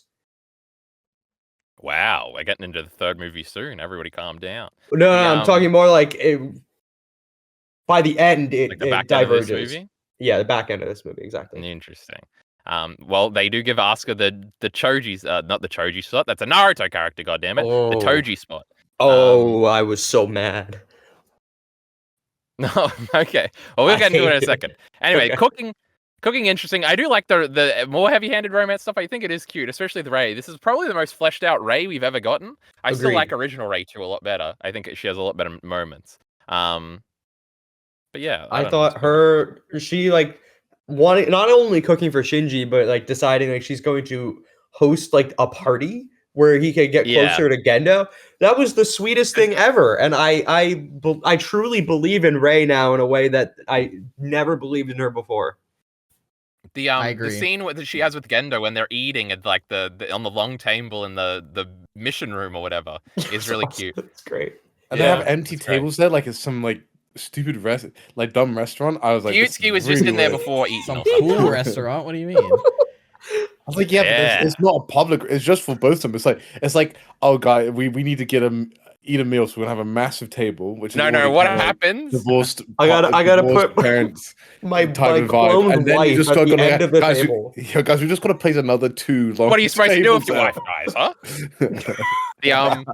No, what happens is those security guys that we also see in the shot, after Gendo leaves, they're allowed to eat at those little tables. That's how it works. I see. Now, okay, all been vindicated. Makes easy sense. Lots of security guys in this, more than last time, I think. Oh, I was transitioning into something. Oh, the next thing up, because we've jumped ahead a little bit, we get a stylized Misato flashback that I thought was pretty cool. And also we see like multiple Halo-like creatures in the flashback, which was interesting. But that was pretty cool. Any thoughts? What? So I'm pretty sure it was in this movie. Like, it would have to be, I guess, based on what happens next time. But I love the like, more in line with what you're saying here, kind of, about the way that the second impact is depicted, like, as the after effects it has on Earth. Like, when they see it from space and they see this big, like, rainbow kind of thing that's dominated, like, a large part of the, like, bottom of the Earth. It's, like, really cool. And I like when we see the flashback and all the water is red from space. Yeah, exactly. I'd like it makes it feel like, man. Because in the original, you get, like, subtle things that hint at how big the impact was. Like, when, for instance, in that ocean episode where we're on the ships and you see, like, there's a whole city, like, under where the ocean currently is. But in this one, it's, like, very, like, I guess, in your face, I suppose, where it's like, man, this really, that second impact, that's no joke. Yeah. I do agree with that, because I remember it wasn't a complaint necessarily, I guess, but I remember being a little confused when we had the one shot in the original where we kind of zoomed out from Japan. I think it was when we were pulling power from all of Japan. Yeah. And like the rest of the world, at least the greater Asia around them, kind of looked fine. It looked like all their lights were on. They were chilling. The oceans were still blue. It looked like a very normal shot of the world. And it kind of made it confusing on how post-apocalyptic we really are, in a way that this one it's definitely much more clear. Well, I think the only real thing that like killed everybody last time was just like the sudden sea level rising, right? That's like the point. It wasn't really the explosion, but here it seems like... Yeah, what I was going to say is that it makes it feel like, in the original, if there was a third impact, there's a chance that like the world could survive it, because they survived the second one. In this one, it feels like the remnants of the second impact are literally still like a giant rainbow that's like on top of Antarctica right now. Like, if there's another impact, like there's not going to be much space left on the world without like this giant rainbow on it. Like, it's not going to be good. Yeah. Yeah. But the third impact was pretty crazy, bro. I don't think anybody was going to survive. Well, actually, if you want to, you can. Yep. Now, well, that's instrumentality. I guess that's a different thing. But you got to do that to get instrumentality? I don't fucking remember. What?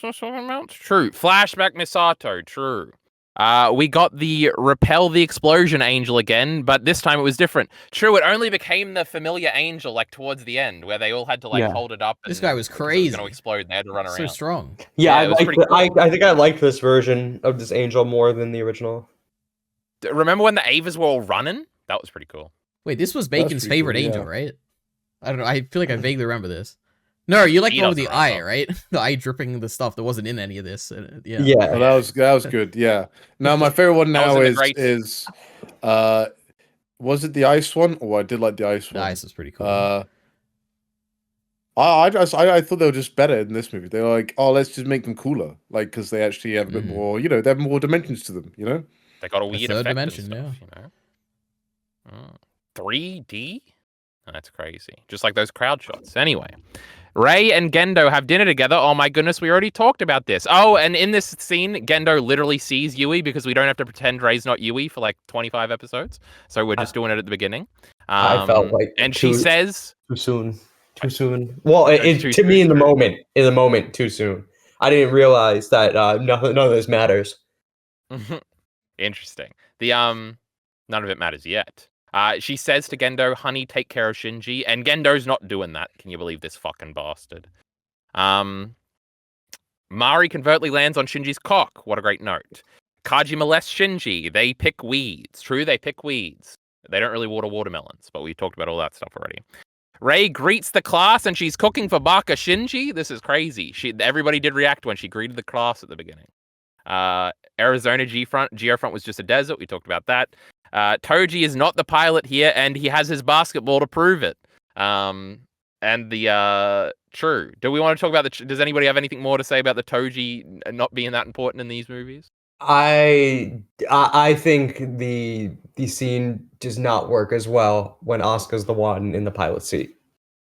Because she's not going to die? No, because I guess that's part of it, but I think I felt a lot more at seeing Shinji's reaction to the idea that he was going to kill anyone, and then he finds out it's Toji, and that just kind of makes True, me he doesn't know snap. it's Asuka the whole Versus time. knowing it's Asuka, obviously he doesn't want to kill Asuka. I just feel like it says more about him that he's just like so against the idea of killing anyone in there.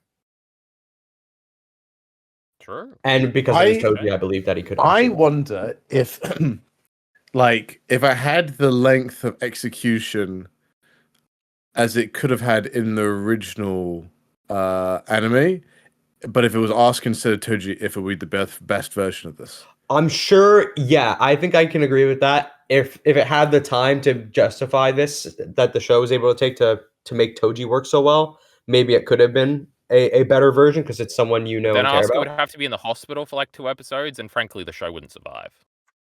Didn't they like kind of already do that? No, she was in the bath, and she had some internal monologues that kept us all hooked.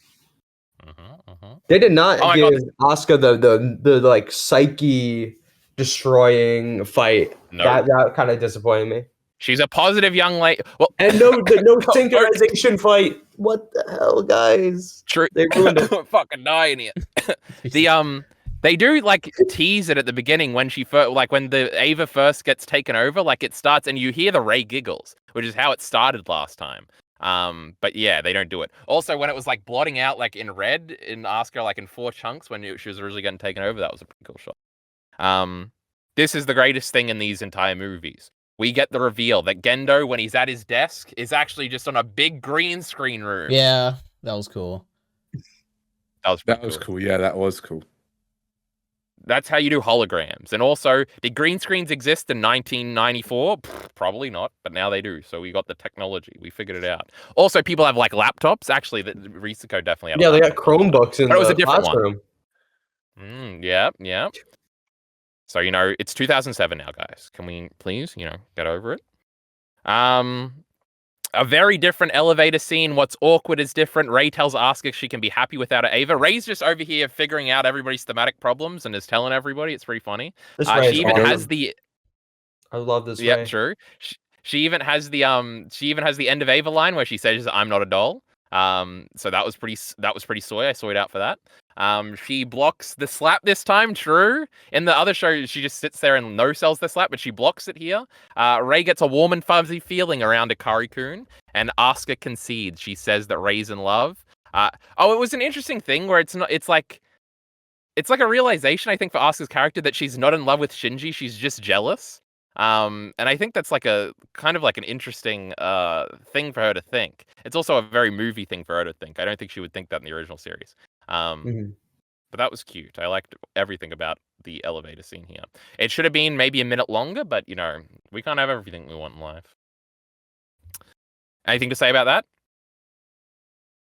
Yeah, it was too fast. True.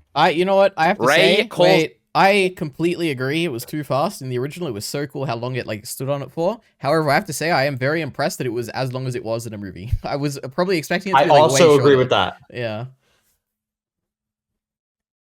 I think I remembered it being longer, so I was even disappointing at how long it was. So, when you've seen a movie 3 times, what can some expectations go here and there. Rei calls Asuka to thank her, and there was a big pause there. Was there? Also good. That was really funny because then we had a big pause, so that was pretty epic. Thank you everybody for being very form is content there. Asuka Shikinami is a super nice girl. Oh yeah, that's what Misato says. Like, you're such a sweet kid, Asuka. And I was like, she kind of is. What the fuck is going on? She does the Asuka thing. She's like, I just wanted to pilot the Ava. I didn't even care about their love story. And Asuka wants Unit 3 painted red if she likes it. Oh, that's so cute. Because they put Unit 2 in cryostasis because of the Vatican Treaty or some shit, where you can only have 3 Avas at a time. So that was some world building. Toji's sister is alive and discharged, and we see her brother isn't dead either. She exists. And then she's in the next movie. Yeah. True.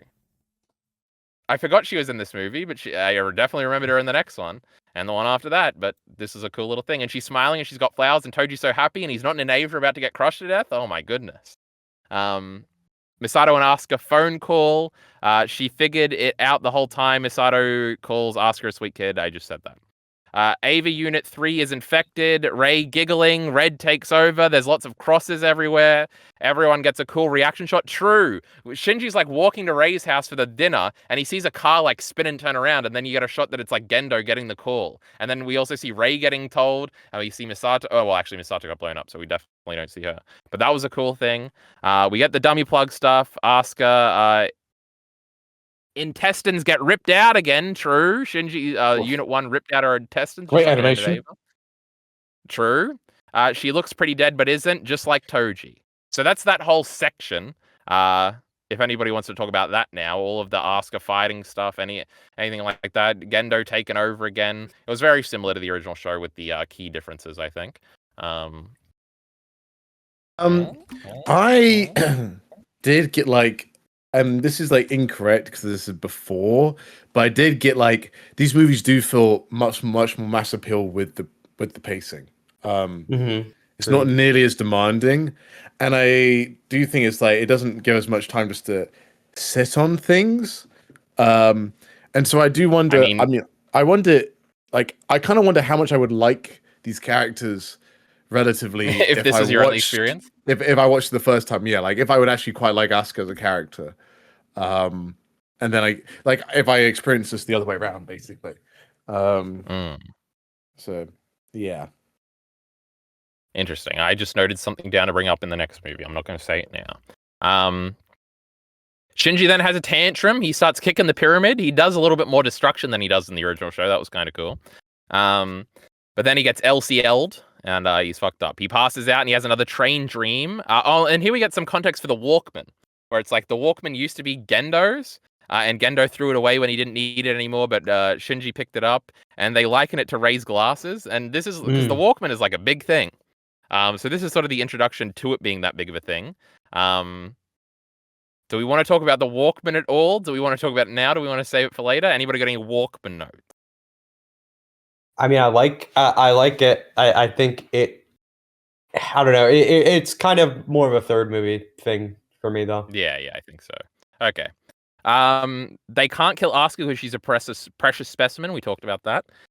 Rei didn't stop Shinji from leaving, but did find his Walkman in the trash and retrieved it, which was true. Because we get like a monologue for one of the nerve people, and they're like, Rei didn't even try to stop Shinji, and it's like, oh, you can never tell with her or something, but clearly she does still care because she got the Walkman, and she even later she's going to try and blow herself up just so Ikari-kun doesn't have to get in the doesn't have to pilot anymore. Then we got Mari in Unit 2, Karu in Unit 6. They're all like getting ready at the same time. It's pretty cool. Familiar angel attack. True, it's the one where Shinji goes berserk, and then it transforms after this to be a little bit different.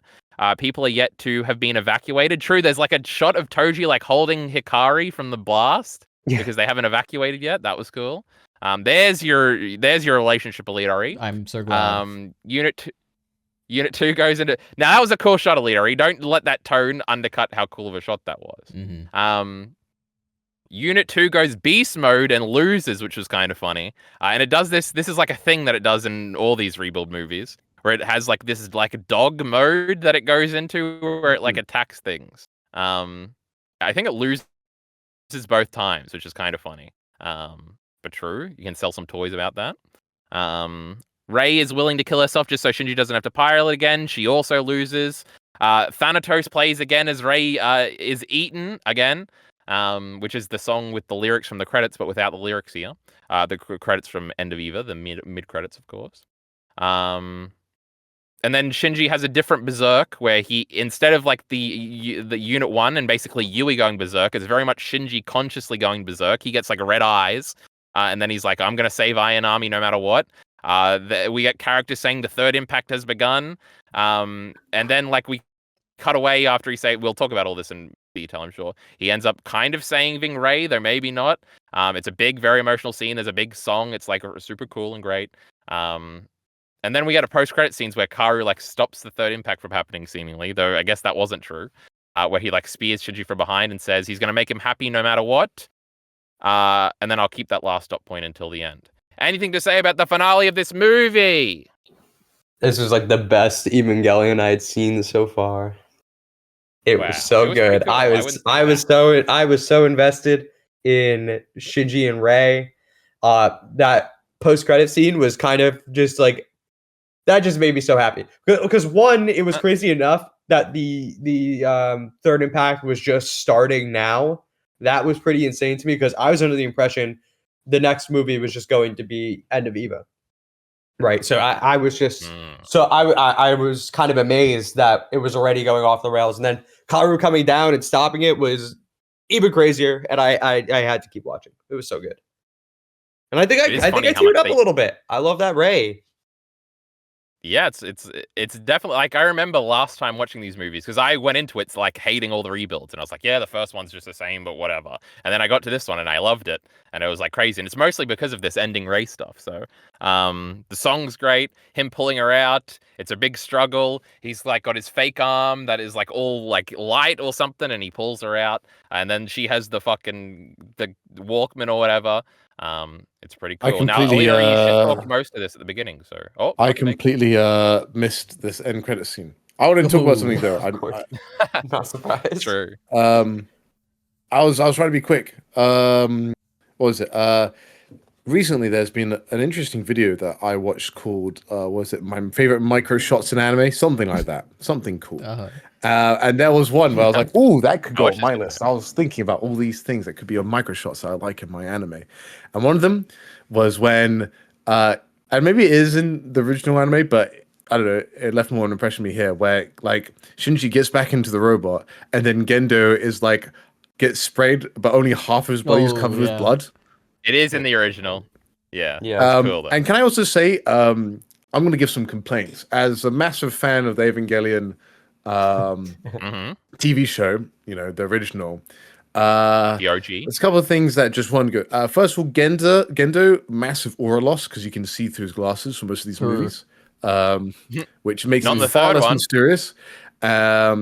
And then the other thing is that when they're fighting, and in this movie, when they go up the shaft to go up to take the angel out of, Nerve, up to the surface. You don't really see. Yep, I agree. In the first series, because you see every single time, you're like, oh, once again, they're showing them go up the shaft. It's so boring, but they make it cool for one time.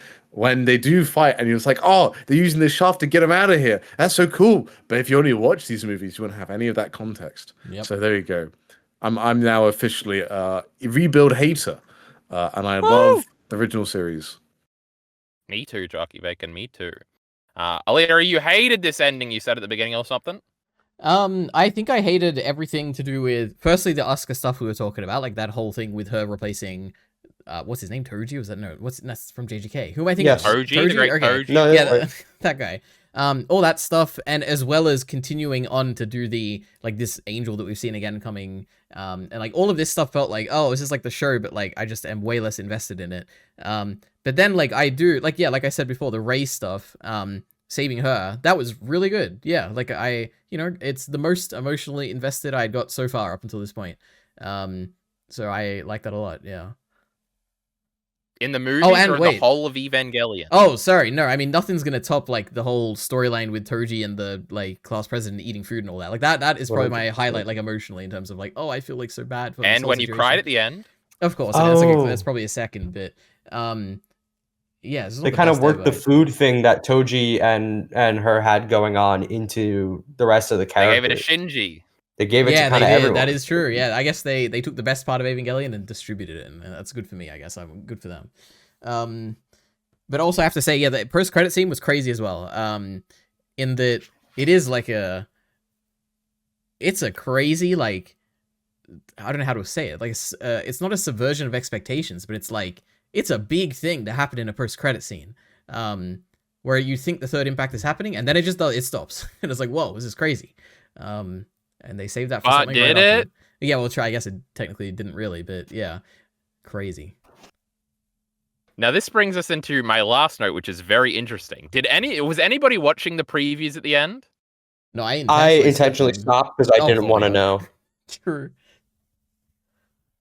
I wanted to watch. Say I it just and you wanted to missed go it to on the your next end, movie. EliteAri? Why'd you freak out? On my end, we said it exactly the same time, and everyone listening right now is like, "Wow, they just said that in sync." Cool. The funny enough, well, first of all, there are references to the original show ones, which are like the coolest ones, where Misato says she's going to show her tits every episode. It's pretty great. But for this one, more importantly, there's a preview for a movie that never happens, because there's a preview for the third movie where it's like basically them doing the final few episodes of Ava, where it's like everybody like right after this happened and a bunch of stuff that clearly they decided this was not the direction they wanted to go for the third movie. So if you want to see a preview for a movie that never came out, you can go back and look at that. Wait, you know what? No, I did pivoted. watch those previews. I didn't watch the previews from the next movie.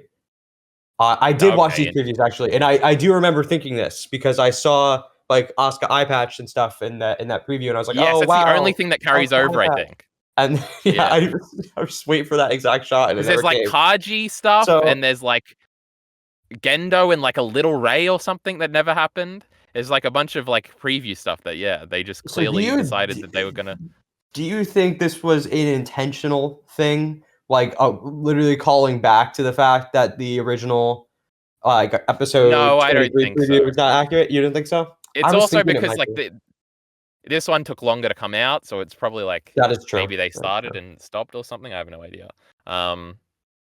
The third movie preview, I think, it's only for like the first scene of the next movie, so it's really interesting where they're like giving nothing away. And obviously that movie wouldn't come out for like 7 or 8 years, so they probably didn't have much. When again, like I said earlier, they were intending for this movie to come out like a few months after the last one, which didn't happen. So yeah, they probably had a lot more to preview in the first one anyway. But that's interesting. We can talk about Asuka eye patch and everything when we get into the third one. And now, everybody, we're moving into the main event of the evening. Probably the most controversial piece of Evangelion media to ever come out. That's probably almost certainly not true because there's probably a bunch of side stuff that's very controversial. But in the mainstream sense, probably true. I think this movie has like a 6.9 on IMDb or something bad. That was not that bad. Oh, he's talking about the rating, everybody. He's not giving his opinion about the movie. Yeah, a 6 point whatever. Like a bad movie is like 6.3 and below, I think, in IMDb. Like, that's a bad movie, usually. Okay. Larry loves 6 out of 10s, apparently. Larry, since you got so much to frickin' say, why don't you go first, then? This is a great movie. I like it. I was... as is typical in my first experience of anything great when it comes to Evangelion, it is always confusing. So this was incredibly confusing for me, especially just absolutely not having any context for what on earth is like happening at the beginning of this. But this was fantastic. There is a world where like I rewatched this one day and this is easily like my favorite stuff in the Evangelion. It is it's possible. It's up there. Like in terms of like, man, the way it makes me feel, like it's just, man, it's so depressing. But at the same time, it's like, man, I don't know. So yeah. See, when I was watching this, I did think you would like this one. I thought it was going to be because you would think the sci-fi concepts were cool, which might or might not be true. And I also thought like it was like the Shinji having to wrestle with what he did. For some reason, I thought I could hear you talking in a digest about how you liked it in my head or something. Were either of those aspects things you liked? Just briefly before we pivot to somebody else. So I think. Oh, I just hit my mic. But I think the What do I like so much about this? I think it's there's more so than both of the things you said. One thing that I really liked initially is absolutely the pitting of characters that we once liked so strongly against Shinji. Civil War. Yeah, but it's the idea where it's like, man, these characters are like, I hate them at this point because I'm so on Shinji's side because he doesn't know what happened. He doesn't feel responsible for what happened either. But I'm like, so like, man, like at one point I read a minute, so I can't wait for Shinji to kill these people, So I was really like hating these people, which is a really good thing. Sometimes like stories make me like think this way, and I like it a lot. Now toward the end, obviously things change, but like I was really like it really emotional investment in like that element was initially the very strong thing. Then like the just like the I don't know, when Shinji is learning more and more about the world and seeing that like Rei isn't Rei and like all this stuff, it just made me incredibly like depressed, I guess, is more so like, not actually depressed, but like feel like that kind of depressed feeling when I'm watching something, I guess similar to like End of Ava, which I also felt this way for a lot of that. Sci-fi elements were like, I remember thinking they were good. I like seeing the world. There wasn't anything too stand out or anything, but I remember liking it. So yeah. So I'm pretty sure I got that 100% correct. Now, Jockey Bacon, if you like this movie, I'll fucking kill myself.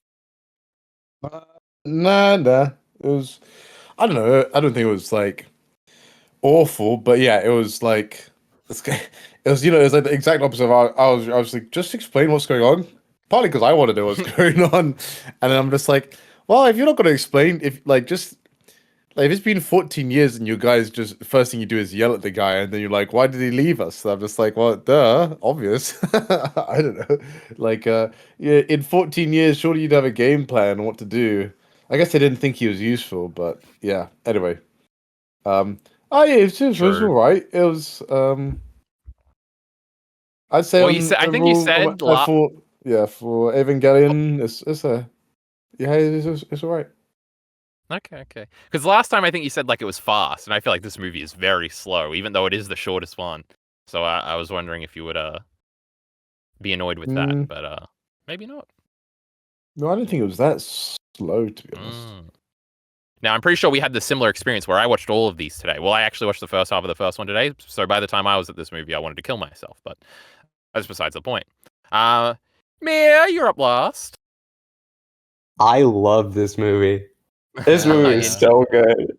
I really, really like this movie.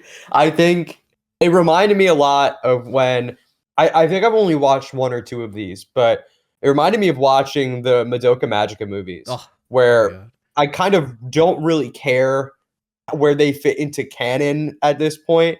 I just think it's fun to see these characters in an actually new situation, doing different things and being different. I adored it. I think this was a really, really fun watch. I don't know if I like it more than the original End of Eva, but I really, really enjoyed my time with this one. That's what you're supposed to say about the next movie? My goodness. Historically, if before like the last time I watched these movies, I would have told you that this was easily the worst movie I'd ever seen in my life, and I hated it. Then I watched it last time, and I said it was a 4.5 star. It was really good. I thought the first 30 minutes were terrible because I hated the opening action scene. This time, I think that was my favorite part of the movie, so I have no idea where the fuck I land on this movie anymore. It's probably still a 4.5 star. I think it's still a little weird, and it's still a little like slow in parts. So I don't think I'd give it the full 5-star treatment, but like I said at the beginning, none of my opinions have changed really. The next one, now that's going to be exciting. So I guess we'll go through it in chronological. My notes are much more brief with this one because I mean, me too. Because it's so freaking slow. Yeah, because it's so slow. Less things happen. But anyway, at the beginning, we're in space. That was kind of crazy, huh? Asuka's running around. She's got an eye patch on Mia. Finally. No pose. No pose. Pose ain't happening. She was in space. I was like, oh yes, this is where she does. True, that would be where to do it. This is where she does it. But no, it didn't happen. But true, the beginning is a big action sequence of them trying to capture what we understand now to be Shinji, who's floating in space. And I think Unit 1 is in there too, because it like does an eye laser that's like purple, so you know it was Unit 1. To kill like the angel that I think was attacking. Didn't they say 01 was like the big ship they were on was kind of built out around but I think, 01? Because I think they retrieved Shinji and then they put Unit 1 in there, which would be a quick installation, but I think that's what happened because they were in the water, right? They hadn't ever taken off before until they actually take off. You're right. So I think they like inserted it and then tried it out. They've got an airship. That's kind of crazy. Yeah, this was so Gurren Lagann. In like the time skip forward, the scale of it was so Gurren Lagann. Yeah, that is a good point. And I love Gurren Lagann. Yeah. Don't tell Mr. Gems. So question, is this where was this in the timeline of when Gainax eventually like that kind of group becomes Trigger? I think it's after that. This is 2012. I think Gainax has stopped anime at this point. Because Kill la Kill is like 2011, right? Okay, I think so. Yeah. Yeah, I think so. So yeah, it's like that. It had very Trigger vibes, especially in the art style too. Art style is so different here. Hit or miss. Yeah, Hit or miss. yeah, I think so. I don't know, because the Fully Cooly guy, I feel like they're like he's like more similar to the Trigger style. I think I haven't actually seen it, but like Diebuster is more like Trigger. That is full on. Yeah. And he directed all of that. So where is this in the timeline? When was Diebuster? Like 2006 or something. It was way before any of these, I think. Well, not way before. Okay. But, yeah. It's the greatest anime of all time. What the fuck? I love Diebuster. And Gunbuster was like 30 years before this movie. What an anime. Oh now, ain't that crazy? Now, that one was, okay. But true, Ask as an eye patch. She keeps calling Mari Four-Eyed Crony. They're like a duo. I like this. I like this dynamic. It's kind of interesting that they put the girls with the biggest personality together. Maybe you'd want to share them around a little bit, but they're fine. And Asuka's swearing all the time, probably because she's 30.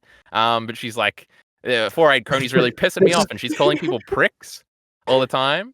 But Kyle, don't you what are you laughing understand? at me, or are you laughing It's the curse of the Eva. That's why she's still 14. No, okay, this is my biggest complaint with the movie. I was like, if you're gonna make one of everybody the older, biggest things about this movie that people make. Yeah, they should have made people look. I think there was some like Gendo, and then I always forget what is her name? Fusky? The scientist lady.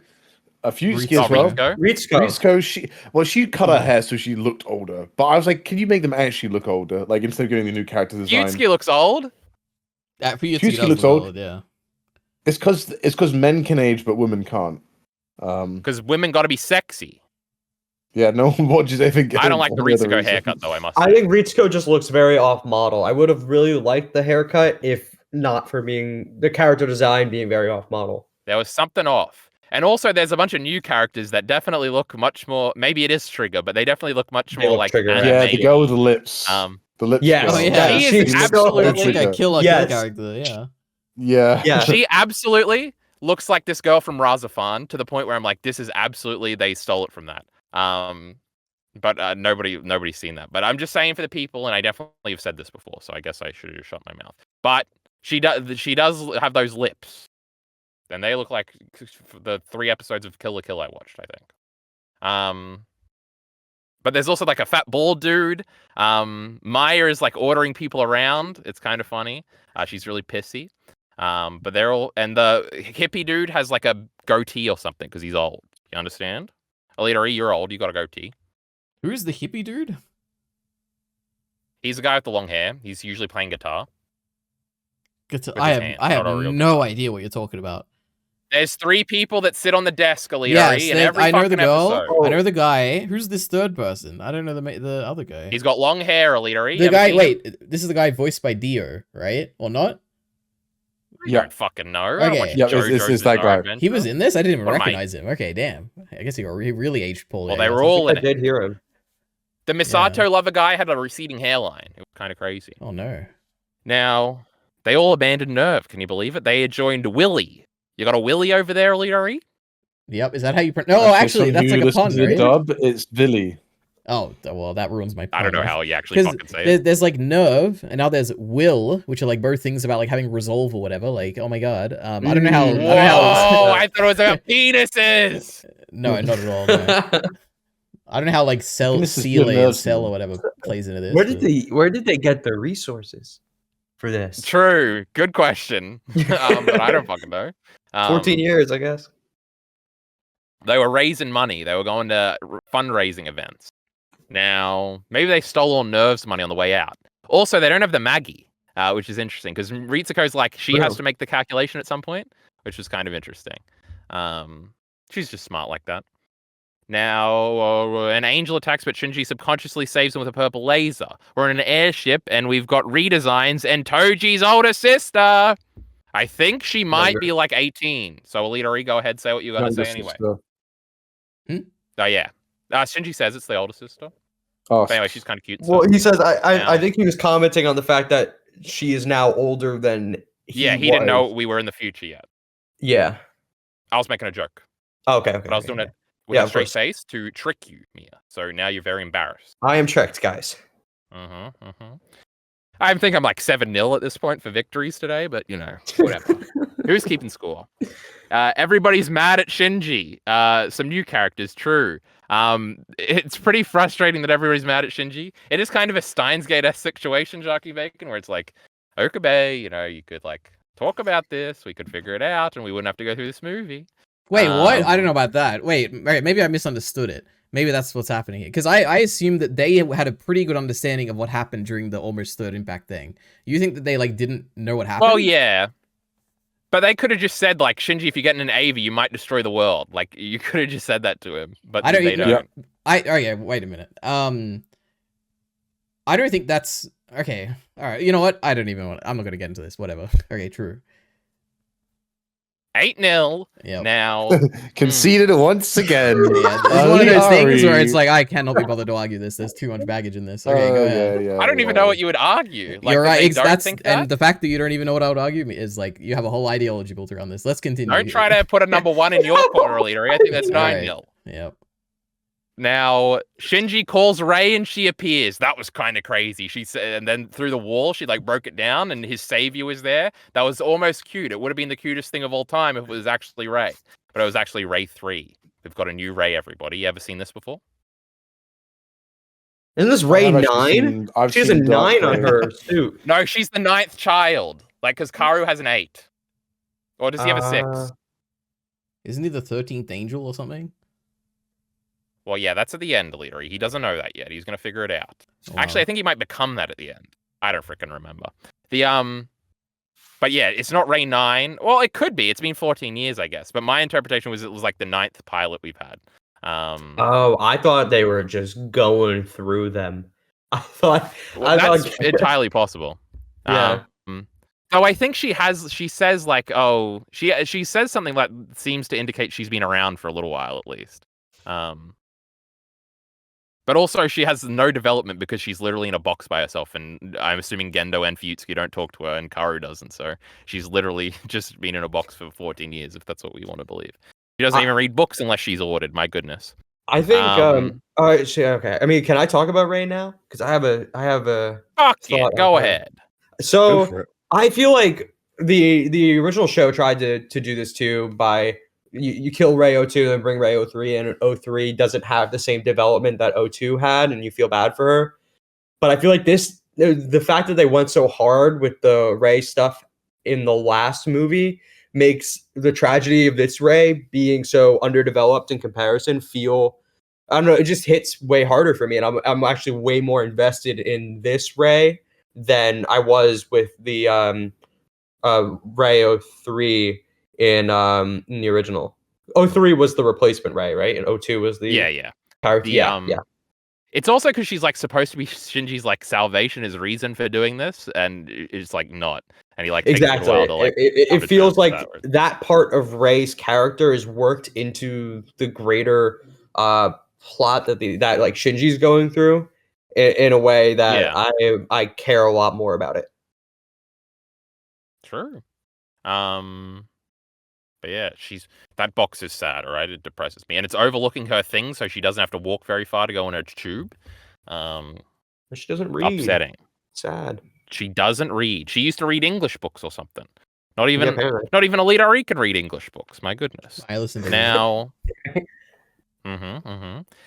Willy versus Nerve Civil War, baby. Misato cannot bring herself to explode Shinji as we backtrack. True, she's gonna do it, but she's not gonna do it. She's a big pussy. Yeah, I'm glad for that. That kind of saved it, because I had a note that I made just before this where I really felt like I couldn't see a world where Misato's so cold to Shinji. It felt so weird.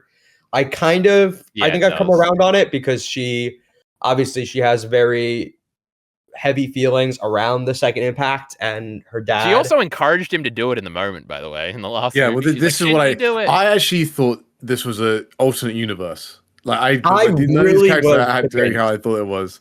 But maybe I've been like too super pill-brained, you know. Eventually they convinced me that it wasn't, but my initial reaction was like, okay, this is like a thing that is in his head. Shinji's dreaming. This is a super crazy ability of an angel, because they've had like psychological ones before, but I don't feel that way anymore. Of course, they've convinced me. I think it was probably a pivot a little bit, but oh well. It's not the Ray he saved. HQ is all fucked up. True, HQ is all fucked up. It's pretty cool. Yeah, Gendo. Okay, I love Gendo has a visor. Gendo is amazing here because I feel like this just doubles down on my feelings of Gendo by the end of the original series, where I felt like he was just kind of like pushing on for Yui's sake and really had no idea what he's doing. And now he's just running on fumes. He's working out of his dilapidated office still. He's still in that big room, but like the sides of the building are just like exposed. They're just completely open because the whole place is in ruins. And he's just like, oh, now our plan is finally coming together. And I don't believe him anymore. I feel like he's full of shit. But even at the end of this movie, I think he has a line about how it's all coming together. Yeah, I know. Yeah. I don't believe him. I don't believe him. I know 14 more years, and he's still saying the same things.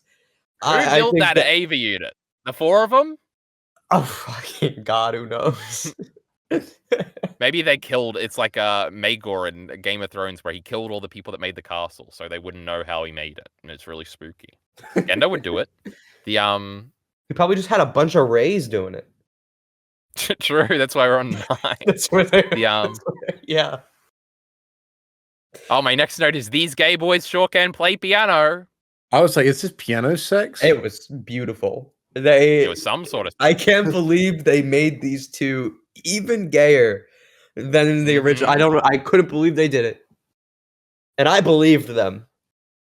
EliteAri, are you angry right now that we're calling them gay? Do you think that Shinji's 100% straight? Wait, did I ever say that? I think I was more on that line. Yeah, no, that's a funny thing. You were, if I remember correctly, you were on the team like, oh yeah, doesn't he just like admire Kaoru? I don't know if I ever said that. I think Ari loves bi-erasure. This is what Ari loves. Yeah, exactly. We hate bi. Wait, well, I don't even know what you're talking about, so I'm not even gonna comment. But the audience, go back.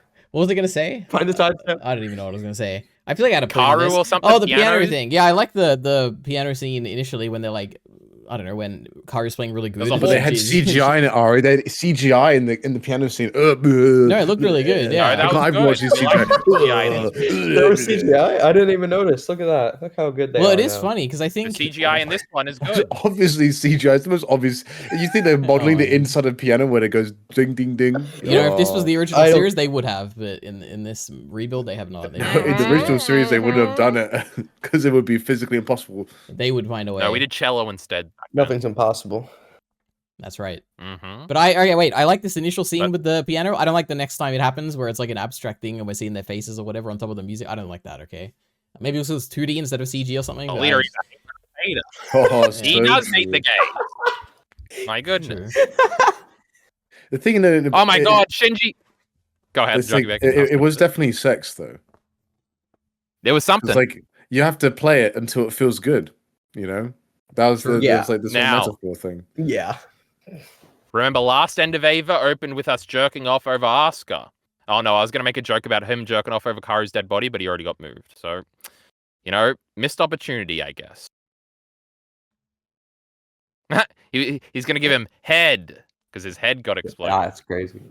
I think I'm 10-0 now. Shinji has a shirt with Suzuhara's name written on it. Who? That was crazy. Yes. Toji. Yeah. Toji's name was sewn into the shirt. Yeah. Yeah, true. Did they kill him? Maybe he died of old age. Just giving him whatever. Yeah. At 24. No, 28. In this world, yeah, maybe. In this world, I love Berserk. Now, but true, that was spooky. We'll have to see if that's followed up upon in the next movie. Fuyutsuki and Shinji have a chat. He exposits everything about Yui Ayanami. This is another name change. Because, of course, in the original, it was Yui Ikari and Gendo took her name. But in this, her last name is Ayanami, and Gendo, I'm assuming, it did just have the name Ikari. I didn't even catch that. No, that's cringe. Right, very weird change. It's still not the scene I'm looking for, whatever. though, Kyle. Maybe, true. Yui has to be named after it as well. Ikari's not a boat. What are we supposed to do about this? This does explain why the in the first rebuild, they kind of changed some Yeah. things with the lines, and she says like Shinji Ayanami at one point, and you're like, why would Yeah, his she last name be does. Ayanami? But Yeah, because they're like choosing which name to use. Actually, I never thought about that. That's Yeah. interesting. I think I like this in the context of the rest of the films because I think her last name being Ikari is really good for the show, but it kind of wouldn't really matter here at all because that plot, the whole flashback doesn't exist. There's so much about the original Doesn't show exist yet. in terms of like plot reveals that don't really matter to the rebuild, and it feels like Doesn't matter they just yet. have scenes like this where they just exposit and say it because they just want to get to telling a different story now. That's the vibe I get. They're just kind of catching people up who aren't familiar with Eva so they can get to this. I don't know. I don't like it. I like Gendo being a little cuck. He took his wife's name. You know, how embarrassing. I would never. I do prefer that. So he wouldn't be second place on the Giga Chad ranking board of Kick. He is he has had such a large aura loss in a way that I think is incredible. I love it. Yeah, he's not really Chad maxing. I mean, He's not I have to Chad say, Maxing. I felt the same way until the end of this movie, where it's like, oh my god, he tricked Karu, and oh my god, he had this whole plan. He Like, did oh my- get Karu. Yeah. True. We'll talk about We're that in a still second. back. But wait, I have a The, thing I want to talk about here. I have this amazing theory that's absolutely going to turn out true next movie. Okay, because we Ooh. got a photo of Yui, and We did. Oh, you figured it out, huh? Well, I don't know. I think I figured it out. Something happened there where can we all agree that Rei and Yui kind of look similar? Yes, EliteAri. Okay, that's step one. I got to make sure we're all in the same assumptions here, right? Okay, that's not what I'm 'cause it- thinking. I don't think he got it. Wait, This is so crazy. wait a It's the minute. most obvious thing Wait, here. and I'm it's something different. building up to it. I'm building up to it. So Rei and Yui, they look similar, and then Rei is like defending Shinji like a lot of the time in her Ava. They're like paired up together. And then They're kinda cool. the other thing we have is that you would say that like the girl in the photo with the glasses looks like Mari, right? We all Oh, agree he with got this. it! Oh, He he got got it! it! But then the next layer here is that, so obviously the parallel must be that because of the timeline, that must be Asuka's mother, right? Yeah? It all makes Not sense. Asuka. And she's defending, like, Asuka in the same way that Rei is defending Shinji, like in the Avas, like that's what's happening in this okay. movie. That has to be what's happening Okay. here, right? Like this is like the symbolic, like, Whoa. if I like like. Rei, I didn't get this far. yeah, but if okay. Rei and the and Yui are like kind of the symbolic overlap, then we've got Mari and then Asuka's mother, and it's like, oh, so I think that's what's gonna happen, but we'll see. Asuka's mother did work for Nerve. Now, And it would make sense for her to be in that photo, so you know, there we are. we'll have to see. But what's way cooler is we see like a Yui in like this weird angel suit going into like the Ava prototype, and it's like the coolest shot in the whole movie. Yeah, that was awesome. I was so happy we were seeing that. True. There's an even cooler one in the next movie, but you know, no spoilers. Oh my god. Also Rei 2 is in Unit 1. So could we still save her? Yet to be determined. Rei 3 hears Shinji talking shit about her, and it's very sad. Remember this? Yeah. Nah, she needed to hear it. She She didn't. Shut up, Jockey Bacon. Think about the lady's feelings for a second. And Shinji was being a little bitch at this point. He was being mean, and he was doing, and he He's being wasn't evil. listening to the great Karu. Yeah, so true. I was like, We hate Shinji, that listen to Shinji. Karu. Stop overcompensating. When Shinji true. started like completely crashing out, he had like a complete like breakdown. It finally felt like Evangelion again, and it was kind of awesome. Interesting. It's funny when he's like, Asuka, never listen to me. And I'm like, I'm pretty sure she's been listening to you, little bro. I think we're talking about the original Asuka here, but that's okay. But that was cool. They all fought each other. There's two lances, Longinus and Cassius. There's a big Ava graveyard. Again, it's pretty cool. Mari says the original Rei was easier to get along with. Kind of true. EliteAri. Yeah. Oh, What? but Well, this could probably when did tie into she? something When you did just said. If she you thought about it for meet- 3 seconds, you fucking Yeah, idiot. when would she have met Rei? The original Rei. Yeah, when would she have met? You know, at some point in the past. So are we talking about Rei 1 or are we talking about Yui? I could not tell you, but I guess we'll find out. Well, You know, if I was trying to make your theory, that would be my number Hey, one. I think I have enough evidence for my theory. I don't need any more. Okay, I'm happy. I'm content. It's gonna happen. If it doesn't, if we don't get any confirmation, I'm believing it anyway. Right? I didn't realize we had Oscar in this call now. Wow, jeez. I'm right, and that's it. That's I don't need. I don't need any of your help. Yep. Yeah, stop trying to help me. That's the little Simpson. That's why EliteAri is my favorite, because he's just like Oscar. He is. He is the little Oscar. What? He's your favorite? Jockey Becky. No, I was just saying it for the joke. I didn't actually mean it. Okay. You know what EliteAri doesn't watch? My footy ENT content. That makes so true. Now, Mia, your turn to get upset. About what? Oh yeah. About not being my favorite. No. Kyle, do you think not about Claymore. Kyle, wasn't Claymore so fun? Claymore. That was fun. Remember Teresa? That was crazy. Yeah. Do you guys not realize this is just the Kyle's harem? This where we all want to cook for Kyle. I have 7 band-aids on my fingers. Jarky Bacon. Oh, true. We forgot about the band-aids. How many band-aids? That's how Austin knew Ray was cooking. That was crazy. Anyway, Karu was deep in thought, and it was pretty cool. He was trying to figure out what the fuck was going on, and then he realized that he was like an angel and the 13th angel or something. And I thought we always also knew that. I don't. Do you know? We didn't know. Well, I think he knew that he was the first angel. Yeah. Yeah. Oh yeah. Sorry, I'm being stupid. Also, Unit 6 is down there, which is Karu's original thingy from the last movie. Yeah. But also, is the angel from the last fight in the last movie still alive? Is that the one that like comes to life at the bottom? I don't know, frankly, and I'm supposed to be the one that knows, so I don't know what the fuck was going on here. Ray sees her giant self for a second and reflects, and she's like, "Oh my god, is that me? Then what am I?" And I was like, "Oh, poor Ray. We love Ray 3. I love this Ray. She's so good." Mm-hmm. Gendo is king of the Lilin.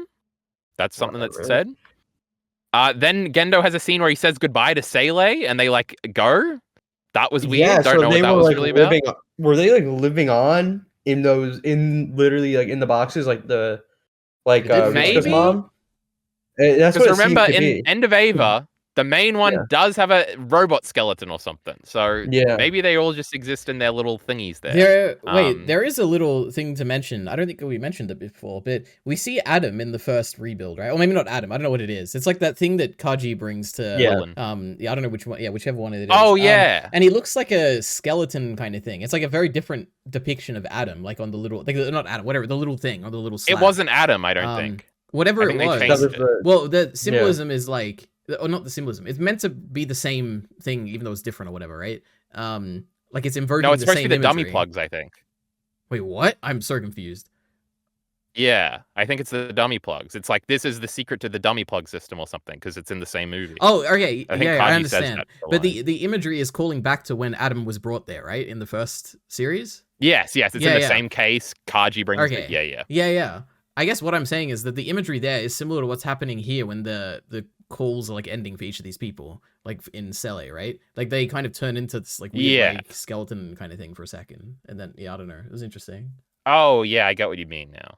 And it kind of looks like a brain in their like logo thing or something. It was weird. I don't know. I don't. Frankly, when we started, because I started the first one last night, and Sele popped up, and I was like, I swore Sele wasn't in these fucking movies, but they were. So I don't know. I don't remember nothing about them. Sele says goodbye, true, and then the music cues, the classical music, and it's really cool. Then we start talking about the fourth impact. Huh? Oh, we've only ever gone up to 3. Karu dies because of the choker, true. And I think it's implied that Misato did click it, thinking it was Shinji as soon as like the sky went red. And that's pretty cool. What a terrible death. Or like not his death, but like Shinji witnessing it. Like it affected me, man. Blood splattered on their invisible wall. Even though Shinji wasn't responsible for it this time, I feel like this hit way harder than Karu's definitely in the His head original. fell off both times. Yeah. It's crazy. It was so good. That was epic. Now, Leader, are you going to talk about it for one more minute while I... Okay. Yeah, man, you know, it's like the fact that he, at some point, Karu was there, and then a second later, he's not there anymore. I think that's the big impact thing for me, where it's like, man, he existed, and he like Shinji could have had all the conversations he wanted with him like a second ago, and now he will never exist again, and all he is this pile of blood in front of him, and it was very like impacting, I think. Yeah. Well done, EliteAri. Yes. So when you said it impacted you, was that like the fourth biggest impact of? Well, I guess at that point it'd be like, or... yeah, what would it be, the fourth or the fifth? I don't even know. Yeah, it was definitely an impact though. We don't want to see the fifth impact. That sounds scary. True. Yeah, there'll be no more Earth to impact. This two-person Eva thing was very Gurren Lagann. Very Gurren Lagann. Sure. Very gunbuster, you fucking idiot. What are you talking about? Sure. It's very Pacific Rim, I thought. It's actually like really true. It's very Evangelion. Oh, and Mari's helmet on her one in this movie looks like the gunbuster head a little bit. Oh yeah, this is another thing. When Asuka and Mari, I think it was earlier in the movie, they had like the helmets on as well. I thought they looked like the Bomb Devil. I don't know if that was just me. Wait, what? Wait, what? Wait, what? Remind me of that. Say it again. What exactly? Like they were wearing helmets. Yeah, they were wearing helmets, and it looked like the Bomb Devil. Oh wow. Okay. That oh wow was EliteAri saying, "Jock, you're making, you're dumb as fuck." I'm just saying you have an interesting perspective. I love that. Yeah. That giggle was proof of my statement. Now Yeah, he is very condescending. But he's very mean. I've grown up. He's gonna call you Baka Bacon from now on. Baka Bacon. Unbelievable. Baka. True. My next note is he does watch my Japan podcast, so he's forgiven. I didn't watch it yet. All okay. True. Me hasn't even commented that I made an orb video. Oh. Ooh. Wow. Wait, did I miss the orb video? Oh. Oh no! Sweet when was this? We got some talking to do. Hey, when I make something, when I rarely make something, I send it to you. Okay. Yu Hakusho, come into the It's Me a channel sometime soon. Ooh, that's actually true. Now, my next note is Dog Unit 2. True, it was there. It had a tail for a second, and it lost because it had to self-destruct or something. And everybody starts ejecting, like Ray. Oh, Asuka has a talk with Ray where Ray's like, what would Ray do? And she's like, how would I know? Do what you want. And then she just ejects. It was pretty cool. Awesome. And then that was great. I actually love that. Because it's like, and then Asuka ejects right afterwards. So do what you do, you know? Yeah. I thought that was really smart. So cute. Oh my goodness. They're best friends. They hated each other originally. They never even talked. But yeah, then Shinji ends up ejecting too, and they all end up down there. Can you believe it? And then there's an explosion, and the ship is like super powered and looks like an Ava on the inside. They have they do the screen thing, and then they shoot and they like actually hit the Ava unit. So this ship is like powerful, I guess, because it literally is Unit 1, huh? But it ends up flying off or something. It's fine. Asuka collects everybody, and they go wandering for 7 years because that's how long it took for the next movie to come out. And that's all the notes I have for the movie, besides the thing about the next part. So does anybody have anything else to say about the climax here? I think, okay, well, this is kind of next movie, but I'm just going to launch it anyway. I think the most interesting thing is, to me, like, why I would have done 2 and 2 movies that we would have watched for this, not 3 and then 1. Because I feel like this third movie is quite different, like, to the honestly, previous 2. So it was just because it was really short. And I didn't think many people would have much to say about it, actually. Well, the thinking was the first one we don't really have to talk about. And, I mean, the fourth one is just so long, and I feel like if we had done 2 and 2, we would have just talked about the fourth one for the whole time. Now, everybody actually really liked this one, so maybe I made a misjudgment there, but that was my thought. But this next one is nearly 3 hours long. Wait, let me put a question out there to everyone. Do you think, now that we've seen these 3 movies, do you think the first 2 could have been merged into one and made it like slightly longer, or do you appreciate that there were 2 movies to do that whole recap kind of retelling? I don't appreciate it at all. I don't appreciate those. I don't think there's any way I could appreciate the way they did the first movie. Mm-hmm. I think what I would have preferred. Actually, literally, how do you get to the point where you can actually tell this story? To be honest, without going through all that, it's tough. I actually don't know. Yeah, I don't know either. Is there any? Does anybody think? Because I think this third movie to me did justify the existence of the first 2. I don't know how you could have done them differently to make it easier to get to this one. I probably agree. Yeah. I don't even think they were intending to get to this one. So that's kind of crazy. Well, but I don't. that makes it Yeah, I guess cooler they almost. weren't intent. They were. Yeah, I guess it is debatable whether or not they were intending to just do recaps and decided to pivot into something interesting, or if they were always planning to pivot. I don't know. I think they're always playing to pivot. I just the preview thing throws me off a little bit, but not That's that true, that's true. I still think it's cool. But true. The next, did nobody watch the preview for the fourth one? Yeah, I avoided the previews here. Interesting. It's probably the safest one to watch. I guess I won't say it just in case. But the next movie does have the coolest title of anything ever: Thrice Upon a Time. Oh, because there's 3 Ava endings. Oh yeah. Oh, I actually love these titles. I actually, Yeah. I guess I don't really have It is the coolest that many. title. I don't have that many thoughts on the first 2 titles, but you cannot redo is very, very, very interesting to me, considering it seems like Karu was trying to redo these events. Well, it's also Like he had some redone kind of awareness. Evangelion 3 times. So. Yeah. Well, obviously, yeah. There was a lot of playing on that. I mean, honestly did not go as far into the like canonical repeating of events as I thought it would, and maybe that's something they will do more in the 4th, right? But I did like one line where I don't even remember who said it, but someone said, "All the more reason to shake things up and make a break from the past." Thought that was very, very good. Do we want to do predictions Wait, I have one quickly? more note, Because which is that go ahead. for this last movie, and I think for all of them, but most so, I don't know if that's an expression for this last one. The music felt very Berserk Golden Age movies, like the music that's used in those movies. It's the same guy. Oh, it is. Oh, well, there we go. Oh, really? That That's explains hilarious. it. But it's always so been much the same sense. guy.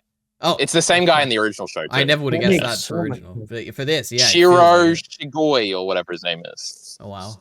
But yeah, he would have been doing them around the same time because all those movies came out at the same time as these ones. Yeah, I like it. I like his music in both movies. Yeah.